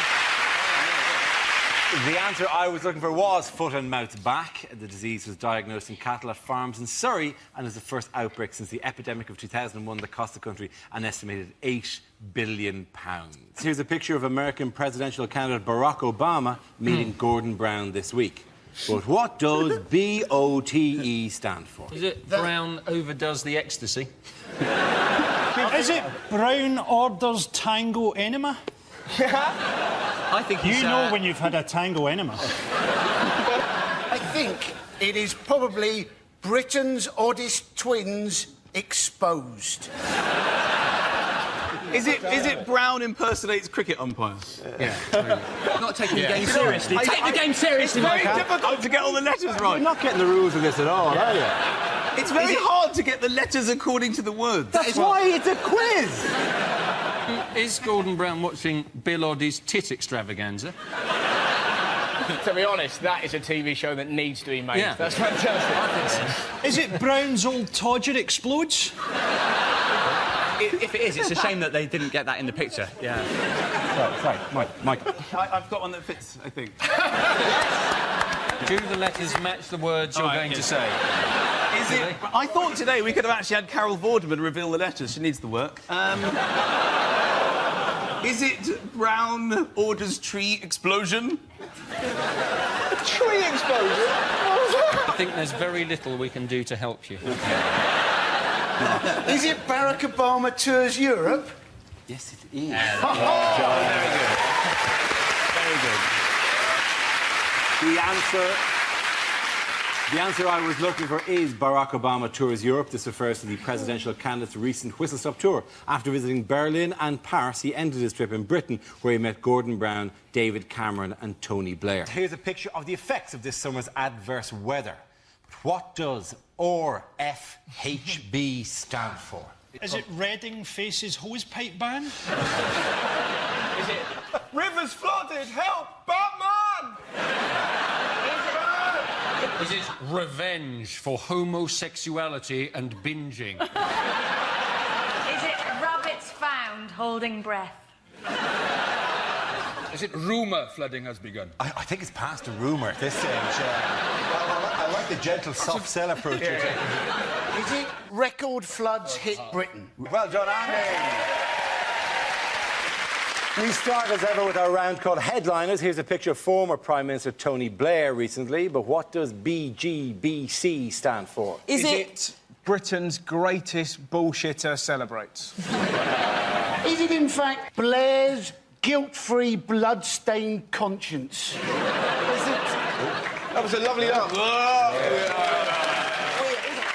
Is he just suggesting what he thinks the next stage in the world should be, the next thing that should happen? Is it bomb Germany, bomb China? Is it? That would have been an amazing turn in the inquiry. If it just randomly picked countries and went, yeah, if I was still in power, oh, yeah, you'd be gone. Hey, gang, is it Blair? Great Britain's catastrophe. Oh, I'll go there. Is it just a description of him? Is it like balder, greyer, besotted by cash?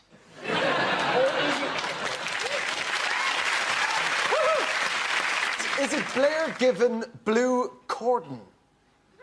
You see in the picture. Oh, yeah, he has, yeah. Actually irritates me. Is it, in fact, everything the British Army didn't have when we went to war? Bullets, guns, bombs, choppers.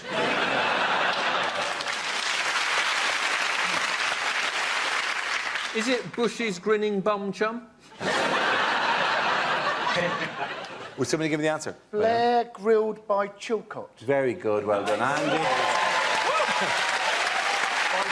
Here's a picture of the Prime Minister speaking recently. But what does CATL stand for?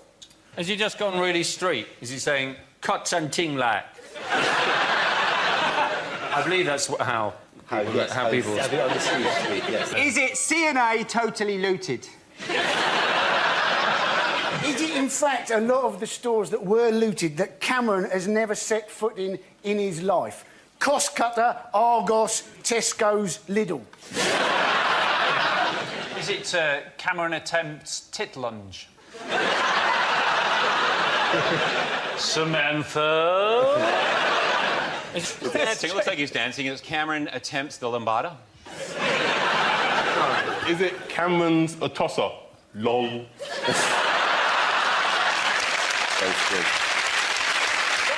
Or is it much, much more simple? He's in a market, is he going, carrots and toms, lovely?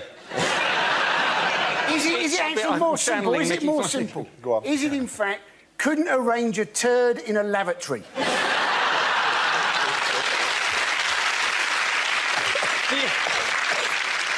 when you find yourself arranging turds in lavatory. Well, that has come out at entirely the wrong angle. This pleases me. Pass me the turd wrangling implement. The correct answer, please. Is it Cameron advocates tough love? Very good. Thank you very much, Dennis. Here's a picture of two of the world's most powerful men getting to know each other on a golf cart. But what does BCSR stand for? Is it buggy contains stupid redneck? Is it Bush chooses Scottish rent boy? Two very different terms. Is it Bush can't spell relationship? Is it blowjob cements special relationship?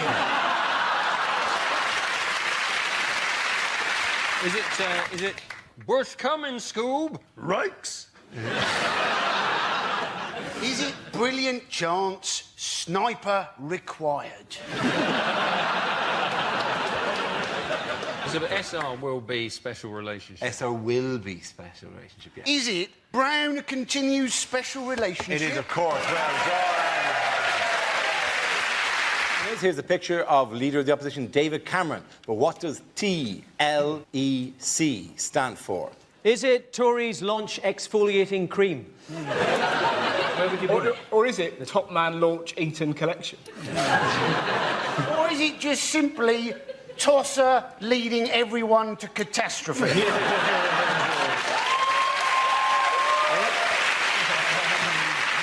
Are you not a natural Tory? Or is it Tory launch extremely Caucasian? I think the people he's shaking hands with are that actual size, and it's tiny little elf convention. The elf vote is just screaming to me. It's enormous. It is ironically, it's an enormous vote. Is it tits, lips, eyes and chin? Everything he's got done in the poster. Is it his full name? Tarquin Linus Edwin Cameron. What's weird about it is, and this isn't nothing to do with the initial, he appears to be in black and white at the front of the photo and in colour at the back. It's like the Wizard of Oz. He's like in black and white until the election, whereupon... he's the king of Munchkinland. I know the answer. It's Tory leader effortlessly camp. Does anyone give it something approaching the correct answer? I think you're the sensible one. Tories launch election campaign. That's close enough. Genius. Well done. That's good. You call headliners. Here's a picture of a packed House of Commons recently, but what does PTFC stand for? Is it pissed tossers face chop? Is it Parliament too few chairs? Is it in fact just everything that they've spent money on? Porn, televisions, furniture, castles. Is it Perspective tempts 15-foot cameraman?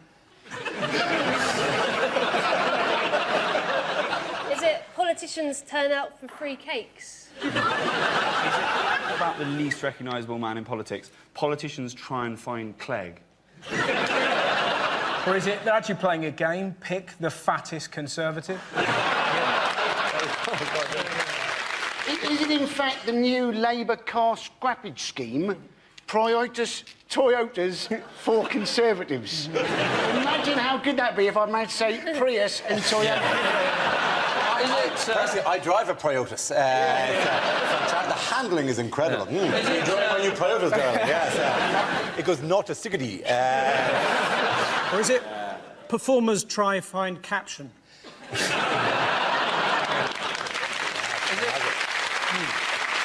OK. The P for payback. Payback time. Pay back the fucking cash! No, but that was a proper cri de coeur, wasn't it? That came from the heart. I want to know which paper that comes from, because I'd like to read that every day. Well, it's the Parsons Gazette. I mean, every article's the same. Look at these arseholes! Not that particular, but the payback what? Payback time for Commons. Well done, very good. Thank you very much. Yes, the answer I was looking for was payback time for Commons. This is the news that MPs have been ordered to repay over £1 million of their expenses following an audit of claims dating back to 2004. How do we feel about the MPs' expenses? It just refuses to go away, this story, doesn't it? It's like thrush. Every time you open the paper, it's back. I'm fed up with hearing certain MPs say, it's legal, it's legal. So standing outside an old folks' home dressed as Harold Shipman, just don't do it.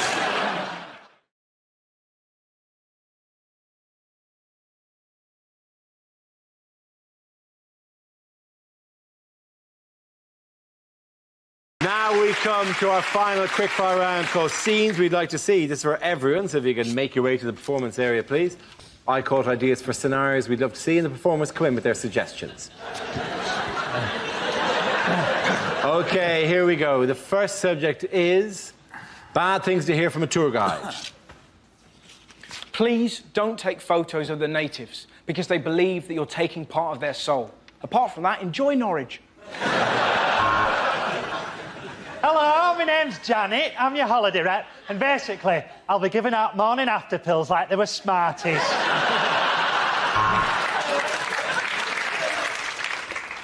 Good morning. I'm afraid this is the loudest.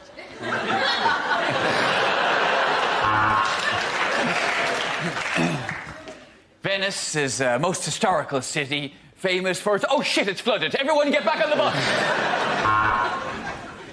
A lot of you will be wondering why there are so many wonderful foreign treasures on display here at the British Museum. And the answer is quite simple, really. Gun beats spear. Don't worry, this castle does cater for the disabled. They bring you a sandwich while the rest of us go up the steps to look at it. Let's have a little song, shall we?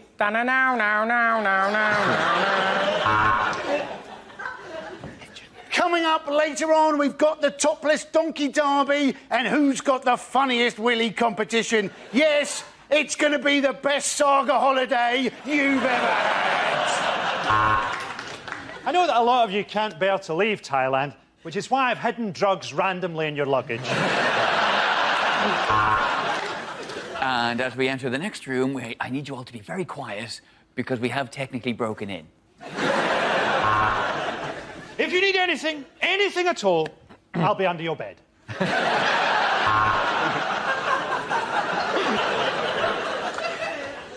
And if you look out of the window on your left, you'll see the side of the road that we should be driving on.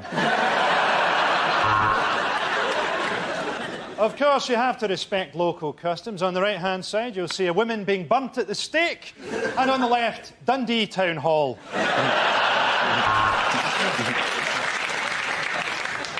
Well, this is the deepest, darkest bit of the caves. And unless you give me £20 each, it's where you're staying.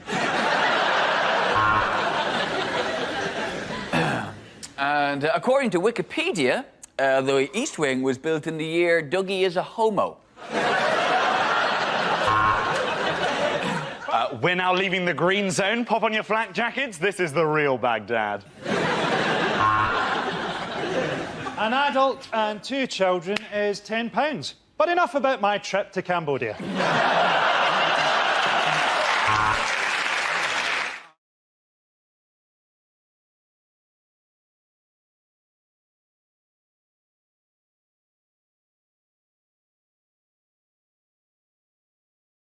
OK, here we go. Let's spin the wheel.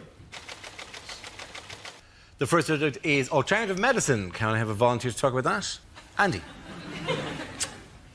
Apparently, a lot of people trying to get into therapy at the moment. Other people knocking, saying, you know, oh, well, you should just lose your inhibitions, talk about your problems to your friends.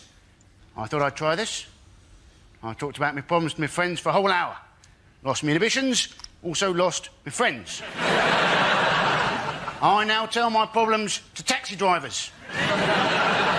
2 advantages in this. 1, it stops the taxi driver from telling you his problems. And 2, it's amazing how much quicker you get to your bloody destination. Well done, Andy Parsons. OK, let's spin the wheel again. And it's environment. Didn't that used to be an advert for mints? Ryanair getting a hard time from the environmental lobby because they've launched a £7 flight to New York. Although, as always with Ryanair, it does land slightly outside New York, in Dublin. It's a pity we can't harness more natural energy, isn't it? Pity we can't harness the power of British moaning. Oh no, that moaning-powered light bulb's on the blink again. Oh no, there it is, back on. Everyone complained about the floods, didn't they? I like storms. I like thunder and lightning. What I like to do during a storm is shag my girlfriend and pretend that we're taking part in the conception of the Antichrist. Frankie Boyle, ladies and gentlemen.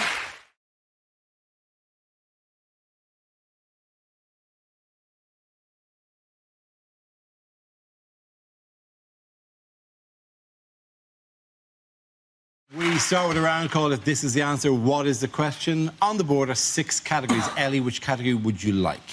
Science, please. Science, yes. Whoop! Science! One up our team. Your category is science. The answer is 7 months. What is the question? Is it how old Princess Charlotte will be when the Daily Mail start commenting on her weight? Is it how long does my nephew think I've been playing hide and seek with him? Is it how long until Sepp Blatter gets bummed in prison? Is it how old was Jack Whitehall when he first appeared on this programme? Is it if I get a 30-second advert before a YouTube video, how long does that feel? You can't always skip. You can't always skip. Some of them you have to prove you're over 18 as well. It's a nightmare. Is it, if I was in charge, what would be the prison sentence for saying chillax? Is it how long does it take to get to Glasgow on a megabus? Yes, a megabus. I am the accepted As if face. you've ever gone on a megabus. I'm on every megabus, Pat.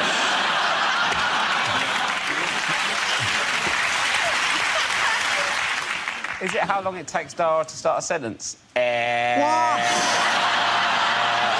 What's this? What are you going, Britain's Got Talent now? Is that what you're doing? So actually, I really haven't got over that Britain's Got Talent thing. You brought it up out of nowhere 2 weeks in a row, Dara. I would continue to until I hunt that man down and kill him. It wasn't the fact that he did it. It was the fact that it was a snippet that they chose in all the acts. They said, oh, they'd like 1 second from each act. And his was just him going, and the number underneath. 089888999. I know, but... There's more to me than that. Is there? No. Seemingly not. Is it to avoid suspicion, how long is Mo Farah planning to run his next 10,000 metres in? OK, can we move to the correct answer, please? Is it how long it took for me to get over seeing my dad in the bath? That's very quick, actually, isn't it? Yeah. It took me 4 years. Really? What's he doing looking at my dad?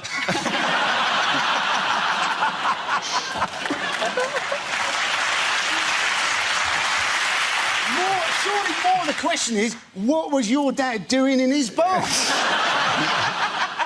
Friday Friday night. It's to do with that thing on the Comet. That thing... That's your correct answer. It's to do with that thing on the Comet. I can't believe that this is the right answer. Oh, my God. Go on. It's basically, how long was the space probe that landed on the Comet asleep for? Absolutely right. Thank you very much, Andy Parsons.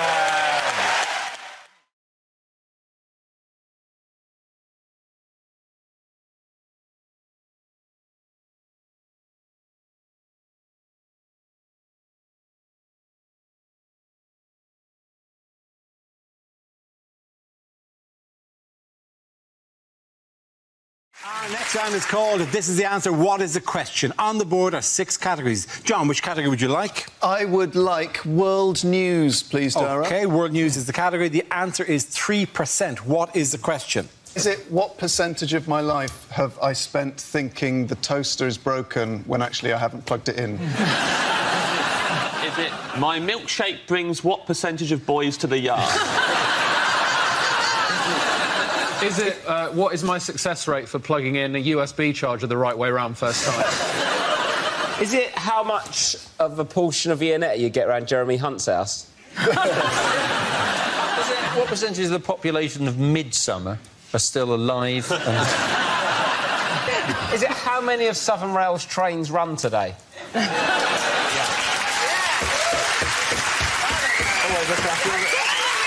Oh, yeah. You're ha-ha-ha and clapping now, you're never getting home. Is it... what are the chances?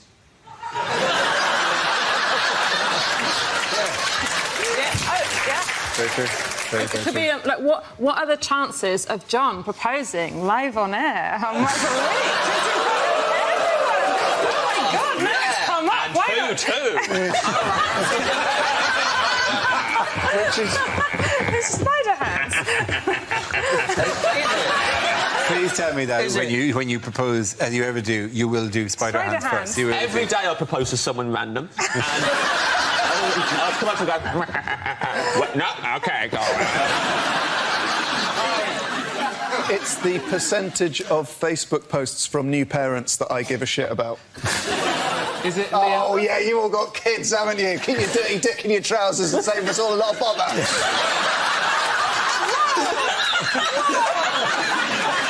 This is so much like an anxiety dream for me. Will you marry me? Wow. You got it on tape, right? He can't deny it. I'm going to show his mum. Is it... no jam? It's not about jam. It's clearly not about jam. What is the answer? It's world news. It's we world make our own news. jam.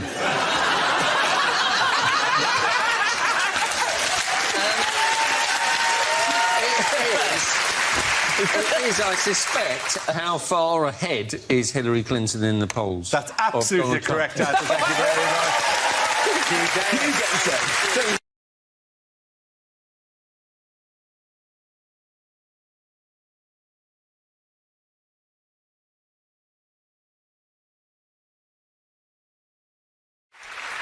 The next round is called Between the Lines and features Hugh and Frankie. Would you please make your way to the press pit?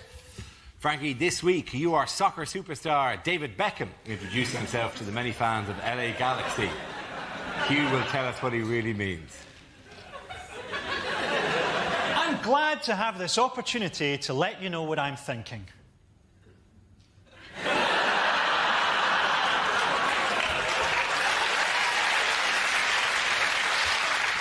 It's great to have left Real Madrid.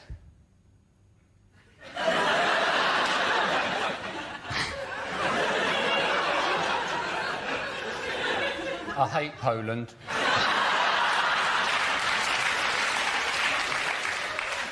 I've bought a house in LA, right by the big Hollywood sign. I'd love to know what it says. Brooklyn has settled in well at an American school. He shot someone. My wife knows how much I love her. I sent her a text by mistake. I was surprised to learn that I was wanted by Scientology. I didn't know they had a team. Tom Cruise's wife, Katie, is always advising us to hire more staff. She keeps sending me notes saying, get help.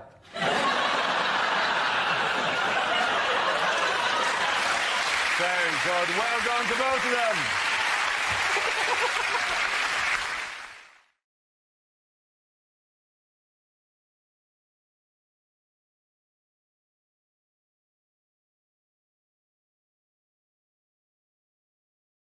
The next topic is unlikely things to hear at Christmas. I'm afraid Grandad's dead. He fell into a bowl of Christmas cake mix. Sounds unlikely, but you see under the surface, very strong currents.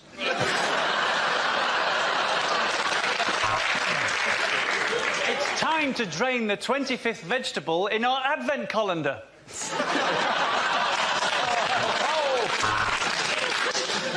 Bad news, son. Santa's just sent a text. Apparently, he won't be able to make it until after the sales have started.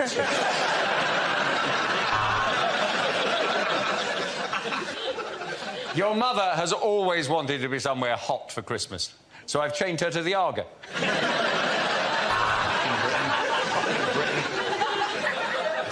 Santa's deliveries were much quicker this year because he didn't have to deliver to the naughty children of Tottenham and Croydon.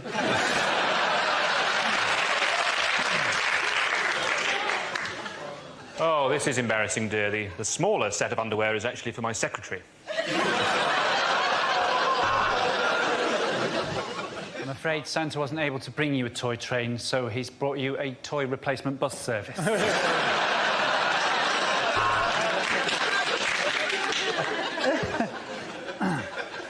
Mum, these are just flattened pieces of cardboard.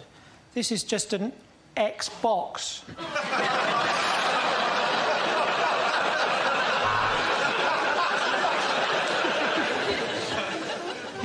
No. The Wii is yours, darling. It's not Granny's. No, Grandad, you kiss under the mistletoe, not the camel toe.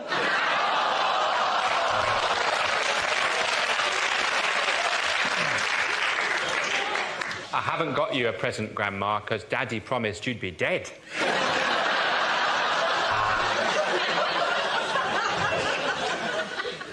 Either we've been burgled or all Dad's got us for Christmas is a big poo in the middle of the carpet.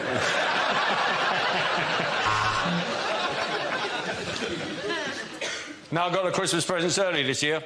I looted them in August.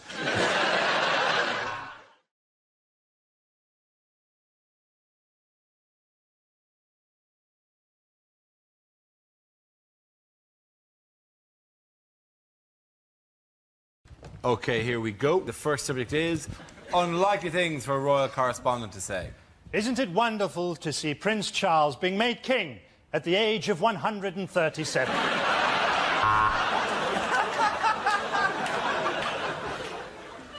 And the Queen there majestically taking her place in the queue to withdraw her savings from Northern Rock.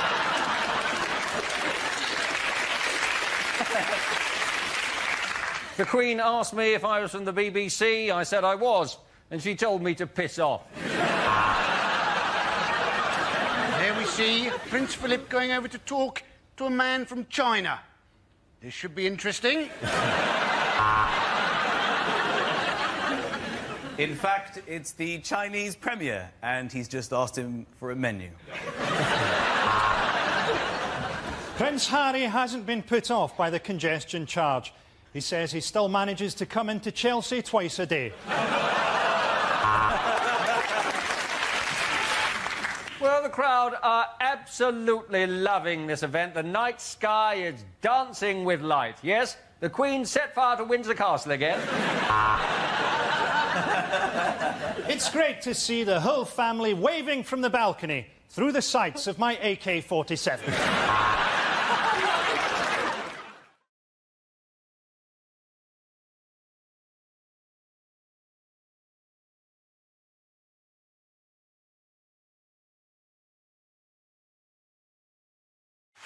OK, that leaves us with Gary. Let's see what you've been left with. Let's spin the wheel. OK, the topic is health. Where you go? I'm a lot sportier than I might look. In fact, I picked up a little niggle at the gym the other day. I mean, he pronounces it Nigel. I had a very stressful journey getting here today. All the way, this lorry driver was right up my arse. But it was nice of him to give me a lift. I spent most of the afternoon hanging out at the swimming baths. And then somebody told me and I tucked it back in again.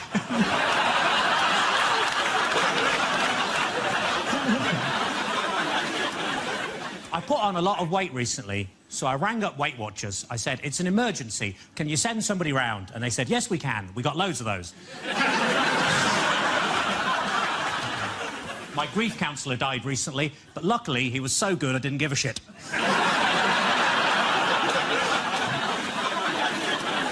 I accidentally kicked the dog earlier and he bit me on the bollocks. My mate said it's karma. I said no. If anything, he's even more angry. I asked the vet, what can I do? I think my dog's racist. He keeps barking at the Asian man next door. And the vet said, muzzle him. I said, I don't know, but he's got a beard. I went round to see my nan. I said, what you been up to? She said, weed in the garden. I said, well, at least you didn't shit in it. I was in the garden with my girlfriend earlier, and we saw the 18-year-old girl next door, all dolled up, ready to go out clubbing, and my girlfriend said, do you know what? At that age, I could really see myself in her. Which was weird, because I was thinking the exact same. Thank you very much. Well done, David. Point there for David.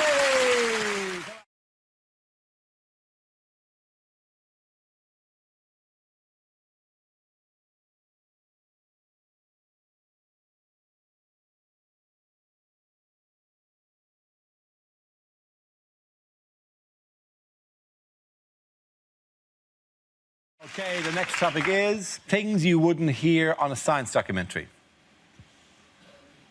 The dinosaurs were wiped out by a giant asteroid. Silly them for all standing in the same place.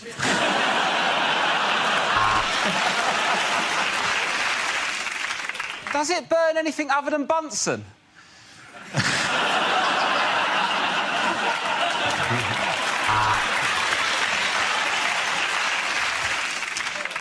He named the star after himself, and now we find ourselves looking at Arthur Cockmonster III. So, it glows in the dark, and it has a half-life of 1,000 years. Frankly, I've never done a poo like it. On today's show, we'll be talking about the Jurassic period, where only dinosaurs and Bruce Forsyth roam the earth. He's old, isn't he?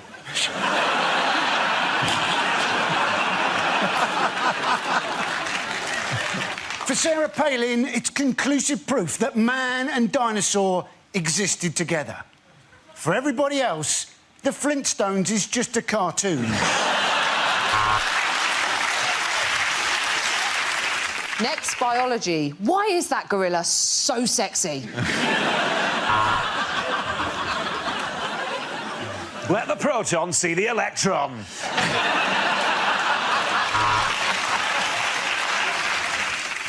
Scientists in Loughborough found the formula to make the perfect cup of tea, which is quite controversial as the grant was for AIDS research.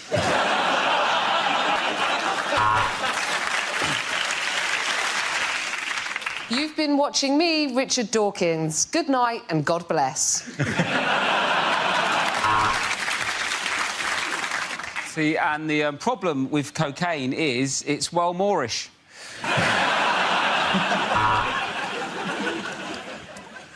Well, we could ask a proper scientist about this, or we could ask Dara O'Brien.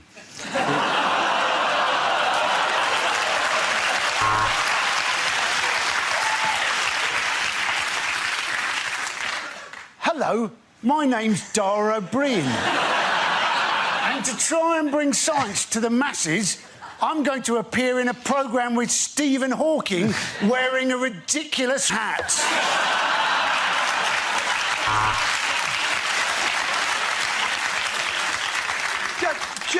Just enough with the, you know...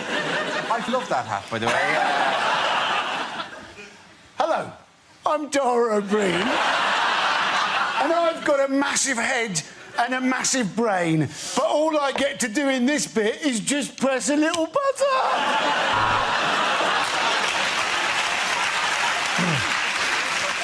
Mr. O'Brien, I award you a PhD.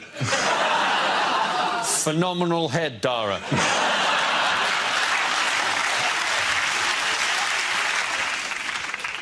I would just like to say that I think Dara O'Brien's a legend.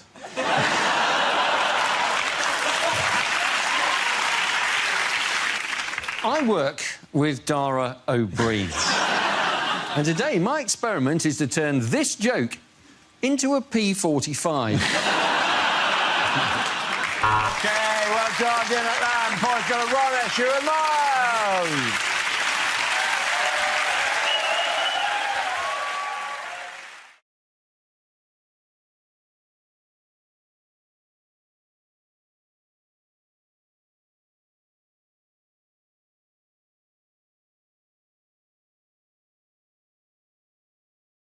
I call it ideas for scenarios we'd love to see, and the performers come in with their suggestions. Here we go. The first subject is exam questions that were rejected.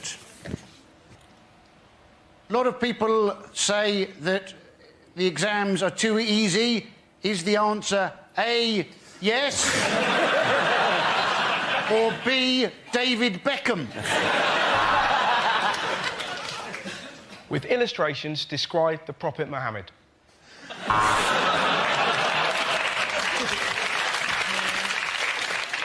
A Virgin train is travelling at 120 miles per hour between London and Manchester.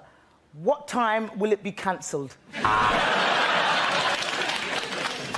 All PE teachers are paedophiles. Discuss.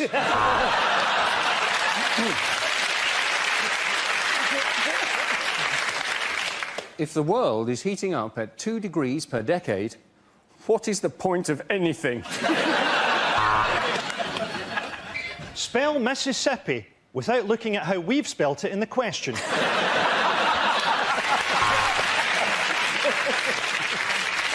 Two cars are speeding. One is being driven by a black man. Which one will be stopped? Do you think kids spend too much time with their PlayStation? Answer cross, triangle, circle or square. Tick the box A, B or C to receive the grade A, B or C.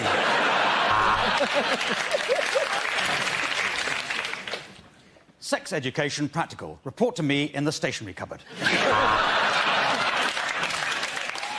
If I add 1/8 to 1/16, how stoned will I be?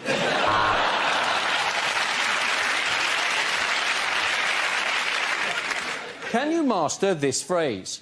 Do you want fries with that? There we go. Let's move on to the next topic. Famous last words. Stingrays love foreplay.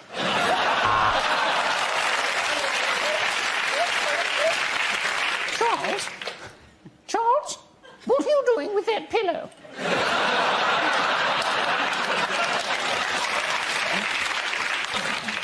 I'll bet you I can jump that ticket barrier. No, don't shoot me! It's Yoko you want! The funny thing is, the closer it gets, the more it looks like a piano. Oi, Zidane! Your mum's a slag!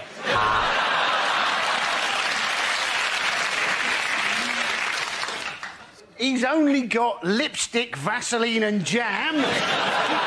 What trouble can he cause? Yeah, Jackie, let's go in the open-topped car. Of course it's not a poisonous snake. What would a poisonous snake be doing on a plane? Rejected first lines for the new Harry Potter book. Harry thought of his magical adventures very differently now that he'd been diagnosed as a schizophrenic.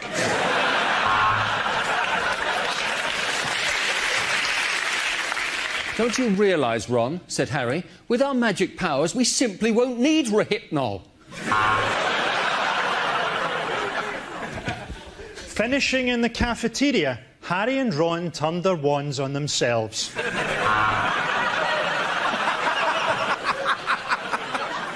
It's not as good as that one. I am Lord Voldemort, and I am an alcoholic. Grease the goat! Grease the goat! Grease the goat! Harry stared at his own spectacles and thought, I can summon a centaur, but I can't fix my astigmatism.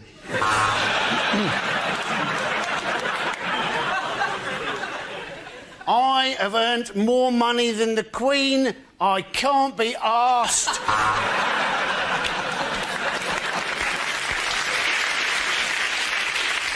I'm sorry, Harry, said Ron.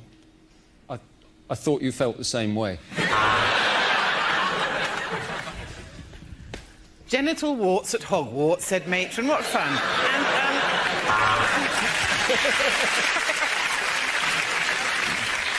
Harry wrapped the elastic round his arm and tapped the crook of his elbow, trying to get his vein up.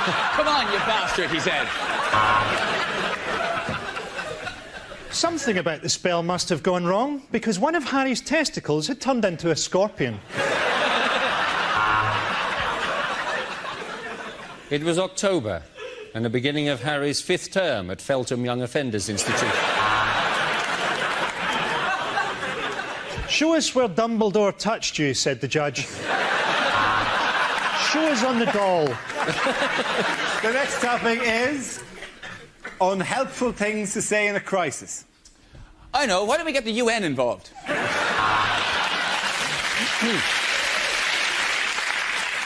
Statistically speaking, of course, in these circumstances, most of us will die.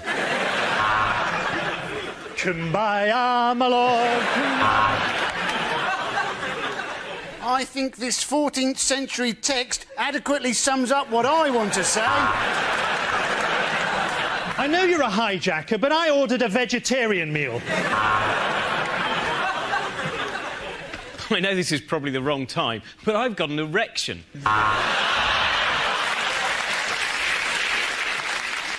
Women and children first, then I'll shag the men and the animals.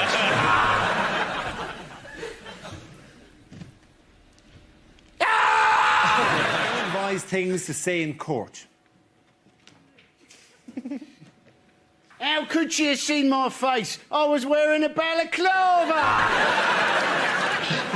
So, to summarise, there's no evidence, but he does look a bit rapey. Your Honour, that wig looks really gay. Your Honour, if you like, I've got the number of a really good Brazilian cleaner. If stabbing a man makes me guilty, I'm guilty.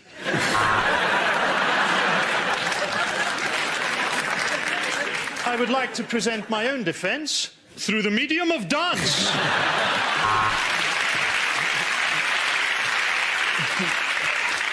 So, if I'm found not guilty, can I keep all the stuff I nicked? And I put it to you, my lad, that child is sexy.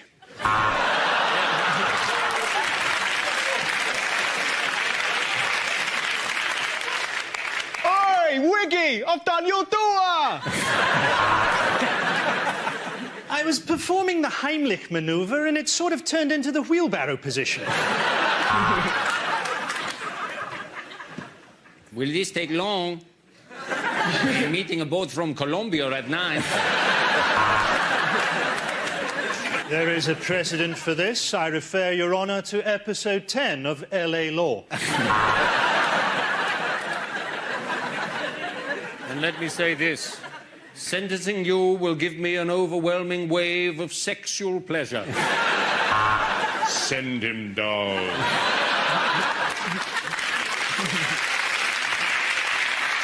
The next topic is things a sports commentator would never say. Like a lot of people watching this Olympics, I'm wondering why black people don't just take over the earth. There's the bell, and the schoolgirls I've been spying on go back to their classrooms. I can't be the only person to wonder what it would be like to shag this gymnast. So here we are, from Wembley. So, with 3 furlongs to go in this Grand National, let's leave the leaders and go and watch the fallers being shot. And they're off! They're off! They're off! And I should probably keep my voice down because this is snooker. Oh, forehand, backhand, forehand. Don't you just love it when they grunt? Just reading through the names of this Chinese team is making me feel hungry.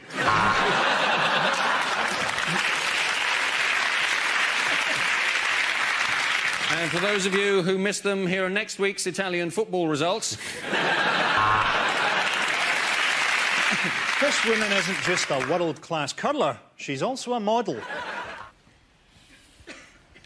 Links for that cheap teenage smell of desperation. Because some nights are best forgotten. Rehypnol.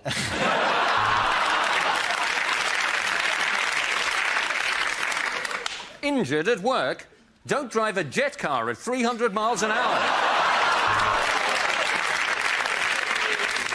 The Islamic Jihad High School, because they blow up so quickly.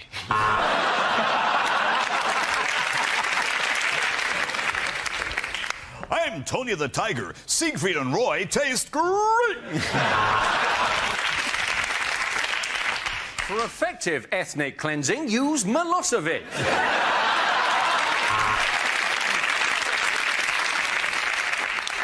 The post office. We're always full of absolute freaks. We laundered this half of the money with the mafia and this half with the more violent Chinese triads. L'Oreal!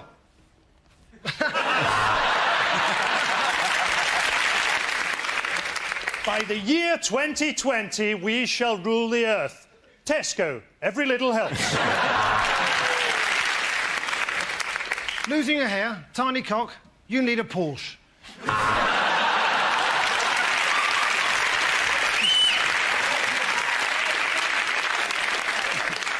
Clear all your debts with one easy payment. Buy a shotgun and blow your head off.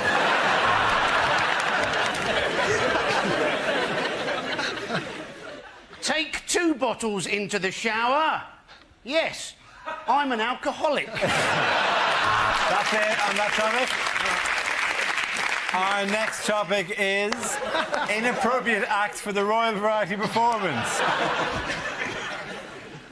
Let's play Who's Harry's Dad? Stephen Hawking unplugged.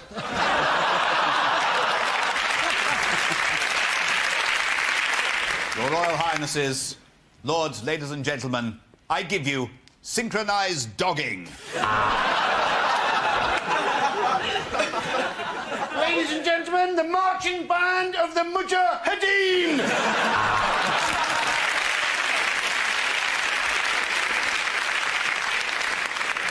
As a treat for the Duke of Edinburgh, the black and white minstrels sing the speeches of Hitler.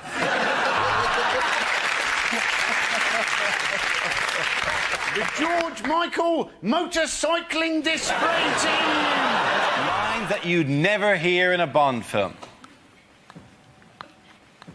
Engineer's cue. It's a bomb, but it's also a rucksack.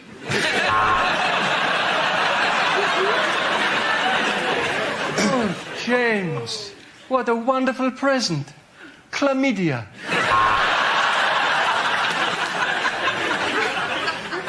My name is Bond. Mohammed Bond. Everything's ready for your mission, Bond. All you need to do is fill in this health and safety risk assessment.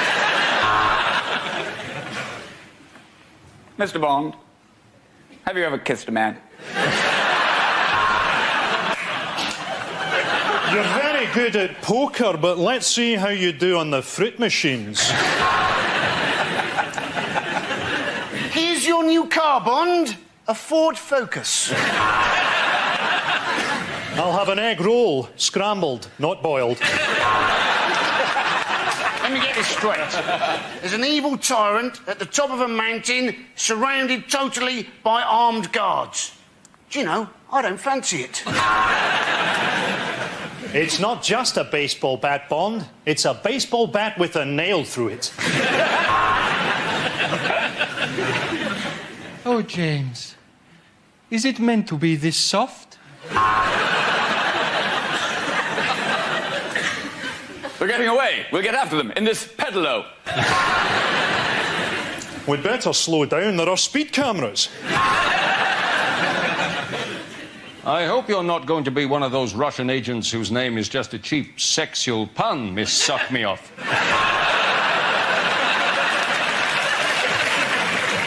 Next topic is TV shows that never made it to air. The boy whose arms and arse and head fell off. He robs from the rich and the poor. It's Robin Hoodie. And now, the magic of Britain's parks at night, as Bill Oddie presents Gay Watch.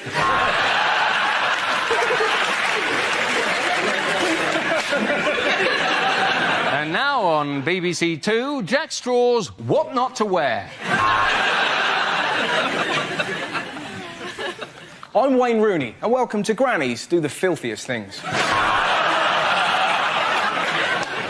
Welcome to Blind Date with me, Stevie Wonder. And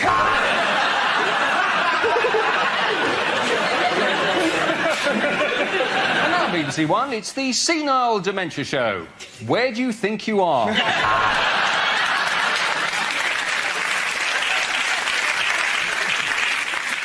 This week on Who Do You Think You Are, Prince Harry traces his family tree with some surprising results. Things to say when leading troops into battle. Cry God for Harry, England and St George. Let us march to the music of Shawaddy-Waddy. Soon you'll be at home with your families, in a jar on the mantelpiece.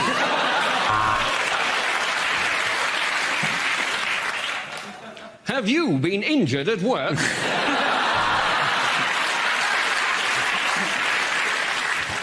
Right, lads, I might... pins and needles. General Churchill will be leading the troops in on this one, isn't that right? Oh, yes.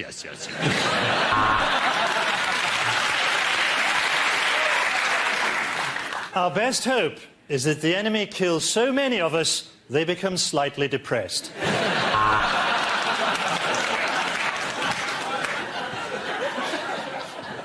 Hello, I'm George Bush.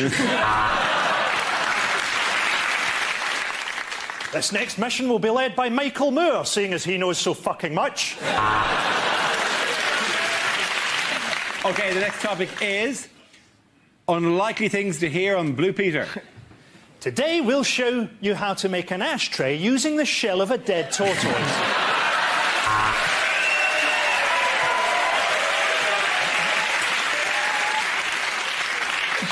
And welcome back, John Leslie. Have you ever wondered what it would be like to be a gimp? When we say the Vandals have killed the goldfish, we mean they've shat in the pond. And all we'll need to make this is a Bunsen burner, a spoon, some fresh cocaine and a pipe. So in a moment, Connie will be teaching you how to clone your parents' credit cards. With a couple of batteries and a toilet roll holder, you can make a fantastic Mother's Day vibrator.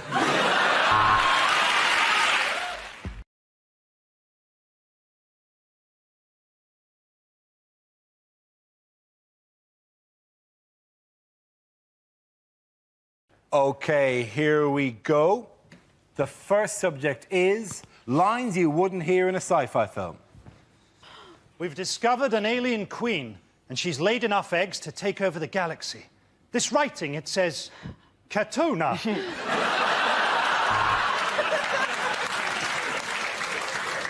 I am C-3PO. This is my cousin, WD-40. All right, Chewie, you look different after that back sack and crack wax.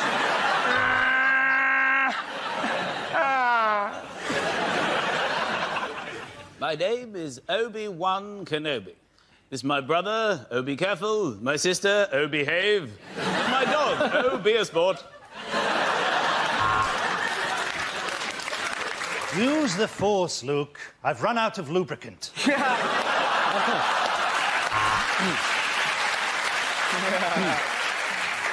Yeah, that's right. We aliens have learnt your language by listening to your radio broadcasts. The androids are going berserk, Captain. Let's try switching them off and then on again. Stardate 2171.6. Captain's log. Still won't flush. I'll try again later. Vader, you look like a big black dildo.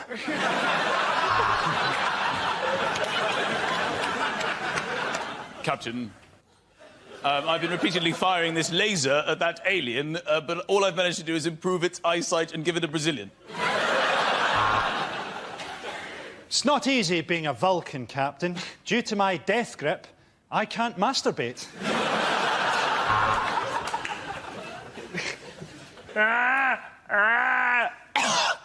Had that hairball in there for years. You're loving Chewie. I need to break into the Death Star's computer system.